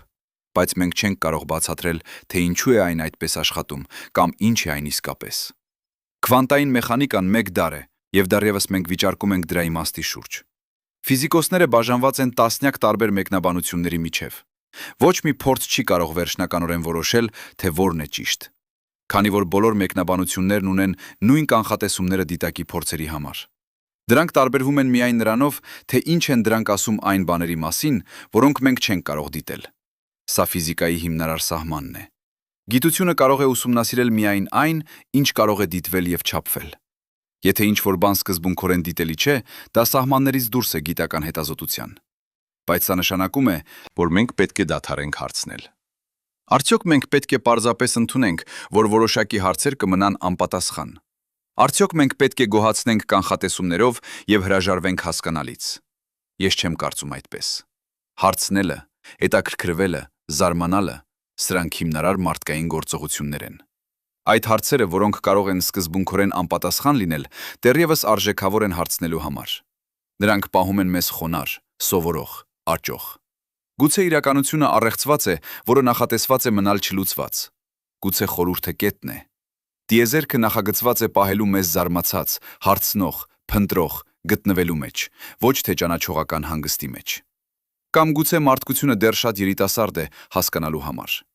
Մենք միայն մի քանի հազար տարիներ ենք եղել անելու գիտություն։ Տիեզերքը 13 ատոմ եւ 8 միլիարդ տարեկան է։ Մենք նորածիններ ենք կոսմիկ ժամանակային սանդղակով։ Գուցե միլիոն տարիներ հետո, եթե մարդկությունը կամ դրա հաջորդները դեռ գոյություն ունեն, նրանք կկարողանան հասկանալ այն, ինչ մենք չենք կարող հիմա։ Կամ գուցե ոչ։ Գուցե որոշակի ճշմարտություններ հիմնականում անհասանելի են մարդկային մտածողությանը, անկախ նրանից, թե որքան մենք զարգանում ենք։ Մենք զարգացել ենք արատավորության մեջ, որտեղ ինտուիցիան եւ ընդհանուր իմաստը հաստատված էին սավաննաներում Աֆրիկայի, ոչ թե քվանտային դաշտերի ռեալմում կամ տիեզերական անմիջականությունների մեջ։ Մեր միտքը օպտիմալացված է որսի, հավաքագրման, սոցիալական փոխազդեցությունների համար, ոչ թե հասկանալու իրականության հիմքերը։ Բայց սա ասում է ինչ-որ բան հիանալի մարդկային ոգու մասին։ Մենք հարցնում ենք այս հարցերը, թեև դրանք կարող են լինել անպատասխան։ Մենք կառուցում ենք տելեսկոպներ ուսումնասիրելու համար գալակտիկաները, որոնք այնքան հեռու են, որ նրանց լույսը ճանապարհորդել է միլիարդավոր տարիներ հասնելու համար մեզ։ Մենք ստեղծում ենք համակարգիչներ սիմուլյացնելու համար մաստիկներ այնքան փոքր, որ դրանք չեն կարող տեսնվել, կամ տարածությունների այնքան մեծ, որ մեր մտքերը չեն կարող պատկերացնել դրանք։ Մենք անում ենք բոլոր այս բաները, ոչ թե քանի որ դրանք պրակտիկ են, այլ քանի որ մենք ուզում ենք գիտենալ։ Մենք ուզում ենք հասկանալ։ Սա հոգին փնտրիչի, եւ դա ամենալավն է մարդկային բնույթում։ Տիեզերքը պարբերաբար ասում է մեզ. դուք չեք կարող հասկանալ այս, եւ մենք պատասխանում ենք. դիտարկիր։ Եվ երբեմն մենք իսկապես անում ենք հաջողության փոքր քայլեր։ Ահա որտեղ ես տեսնում եմ արժեքը այս ողջ ճանապարհորդության։ Ոչ թե նրանում, որ մենք պատասխանել ենք հարցին ինչ է իրականությունը։ Մենք չենք արել, բայց մենք սովորել ենք հարցնելու համար լավ հարցեր։ Մենք սովորել ենք, թե որքան խոր է առեղծվածը։ Եվ մենք սովորել ենք, որ մեր փոքր դրվիրի մտքերը, որոնք տեղավորվում են կիլոգրամ մոտ արենոտ նյութի մեջ, կարող են իրականում բռնել որոշ բանը տիեզերքի անսահմանի խորհրդավորության։ Սա զարմանալի է։ Դա պետք է լցնի ձեզ զարմանքով եւ խոնարհությամբ։ Այսպիսով, ահա մենք։ 13 ատոմ եւ 8 միլիարդ տարի հետո մեծ պայթյունից փոքրիկ մարդկանց կլաստերը, որոնք բաղկացած են աստղերի փոշիից, նստած են փոքր ժայռի մակերևույթին, որը պտտվում է միջին աստղի շուրջ գալակտիկայի ծայրամասում, որը պարունակում է 200 միլիարդ այլ աստղեր։ Մեկը 2 տրիլիոն գալակտիկաներից դիտելի տիեզերքում։ Եվ մենք հարցնում ենք. ինչ է իրականությունը։ Դա կարծես նման է ուրտի հարցնելու. ինչ է օվկիանոսը։ Սակայն մենք հարցնում ենք, եւ որոշ հետաքրքիր պատասխաններ մենք գտել ենք։ Իրականությունը, ինչպես վեր է հանվել քվանտային մեխանիկայի եւ ժամանակակից ֆիզիկայի կողմից, ավելի տարօրինակ է, ավելի հեղուկ է, ավելի փոխկապակցված է, քան մենք երբևէ պատկերացրել էինք։ Այն ոչ պինդ օբյեկտների հավաքածու է տարածությունում եւ ժամանակում։ Այն ցանց է փոխազդեցությունների, նախշ է հավանականությունների, հոսք է տեղեկատվության։ Տարածությունը եւ ժամանակը կարող են ծագած լինել խորագույն քվանտային հարաբերություններից։ Մասնիկները եւ դաշտերը կարող են լինել միայն փորձառու նկարագրություններ խորագույն ալիքների ֆունկցիաների։ Դիտարկումը, գիտակցությունը գուցե դերակատարում է, որը մենք դեռ չենք հասկանում։ Բայց ահա կարևորագույնը. դուք մաս եք այս ամենից։ Ոչ առանձին, ոչ դուրս նայողներս, ներսում, մաս հյուսվածքի, թել անսահմանի տապետում։ Ձեր գործողություններ, ձեր ընտրություններ, ձեր դիտարկումները մասնակից են իրականության ստեղծմանը, թեև մենք չգիտենք ճիշտ ինչպես։ Դուք ոչ թե պարզապես ստանում եք իրականությունը, դուք առնչված եք դրա արտադրությանը։ Սա պատասխանում է հարցին։ Ոչ։ Սա փոխարինում է մեկ հարցը ավելի խորագույնով,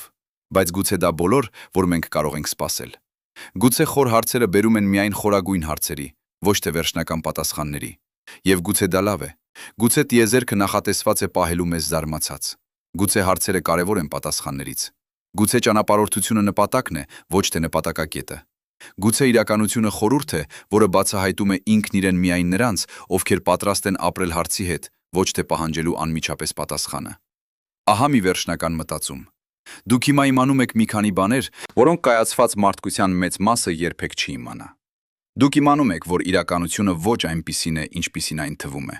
Դուք իմանում եք, որ քվանտային մեխանիկան հարց է բարձրացնում, որին գիտությունը չի կարող պատասխանել։ Դուք իմանում եք, որ մեծ մասը տիեզերքի մեզ համար անտեսանելի է, եւ որ նույնիսկ այն, ինչ մենք կարող ենք տեսնել, մենք չենք հասկանում լիովին։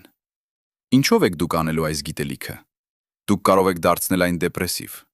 Ոչինչ իրական չէ, ամեն ինչ միտքում է, ոչինչ իմաստ չունի։ Սա նիհիլիզմն է, եւ սա պատսպար է։ Կամ դուք կարող եք դարձնել այն հանգստություն։ Եթե ես չեմ հասկանում իրականությունը ամբողջովին, ապա ես կարող եմ հատել պատասխանատվությունը, միայն հոսել հետ։ Սա սևեռական փիլիսոփայություն է, եւ սա նույնպես պատսպար է։ Կամ դուք կարող եք դարձնել այն զարթոնք։ Զարթոնք կազմի հարատով խորհրդավորության մեջ։ Զարթոնք կապի հետ ամեն ինչի հետ։ Զարթոնք իրավասթաբերության մեջ, որ յուրաքանչյուր պահ բացառիկ է, յուրաքանչյուր փորձառություն անգին, յուրաքանչյուր գիտակցական արարած գոհար է։ Սա դուք ենք։ Աստղեր, ովքեր դարձել են գիտակցված։ Տիեզերքը, որը արթնացել է ինքն իրեն։ Քվանտային դաշտերը, որոնք սովորել են մտածել եւ զգալ եւ հարցնել։ Սա պատահականություն է, թե անհրաժեշտություն։ Արդյոք տիեզերքը պարտավոր էր ստեղծել գիտակցություն, կամ մենք հաճախավորագույն զարթոնքը, յուղոտություն տիեզերական վիճակագրության։ Մենք չգիտենք։ Արդյոք մենք առաջիններս ենք, թե վերջինները։ Արդյոք այլ գիտակցությունները գոյություն ունեն միջ աստղերին, որոնք նույնպես զարմանում են նույն հարցերով։ Արդյոք նրանք հասել են պատասխանների, որոնք մեզ դեռևս թաքնված են։ Մենք չգիտենք։ Արդյոք իրականությունը մի բան է, թե շատ։ Արդյոք սիմուլյացիա, թե բազա։ Արդյոք նախատեսված, թե պատահական։ Արդյոք հիմնականում գիտակից, թե հիմնականում մեխանիկական։ Մենք չգիտենք։ Բայց ահա ինչ մենք գիտենք։ Մենք գոյություն ունենք։ Մենք փորձ ունենք։ Մենք կարող ենք զարմանալ։ Մենք կարող ենք հարցնել։ Մենք կարող ենք սիրել։ Մենք կարող ենք ստեղծել։ Մենք կարող ենք փնտրել ճշմարտությունը, նույնիսկ եթե ճշմարտություն անհասանելի կարող է լինել լիովին, եւ գուցե այդ է բավարար։ Գուցե այդ է ամեն ինչ։ Այսպիսով խնդրում եմ, շարունակեք նայել վերև, շարունակեք հարցնել անհնար հարցերը, շարունակեք զարմանալով անմիջիչ անսահմանության վրա, որտեղ դուք գտնվում եք։ Քանի որ յուրաքանչյուր անգամ, երբ դուք դա անում եք, տիեզերքը դառնում է մի փոքր ավելի գիտակից իր սեփական մեծությունը։ Եվ գուցե այդ է ամենակարևորը։ Գուցե իրականությունը ոչ ինչ, որ մենք սովորում ենք։ Գուցե իրականությունը այն է, ինչ մենք դառնում ենք, երբ մենք սկսում ենք հարցնել։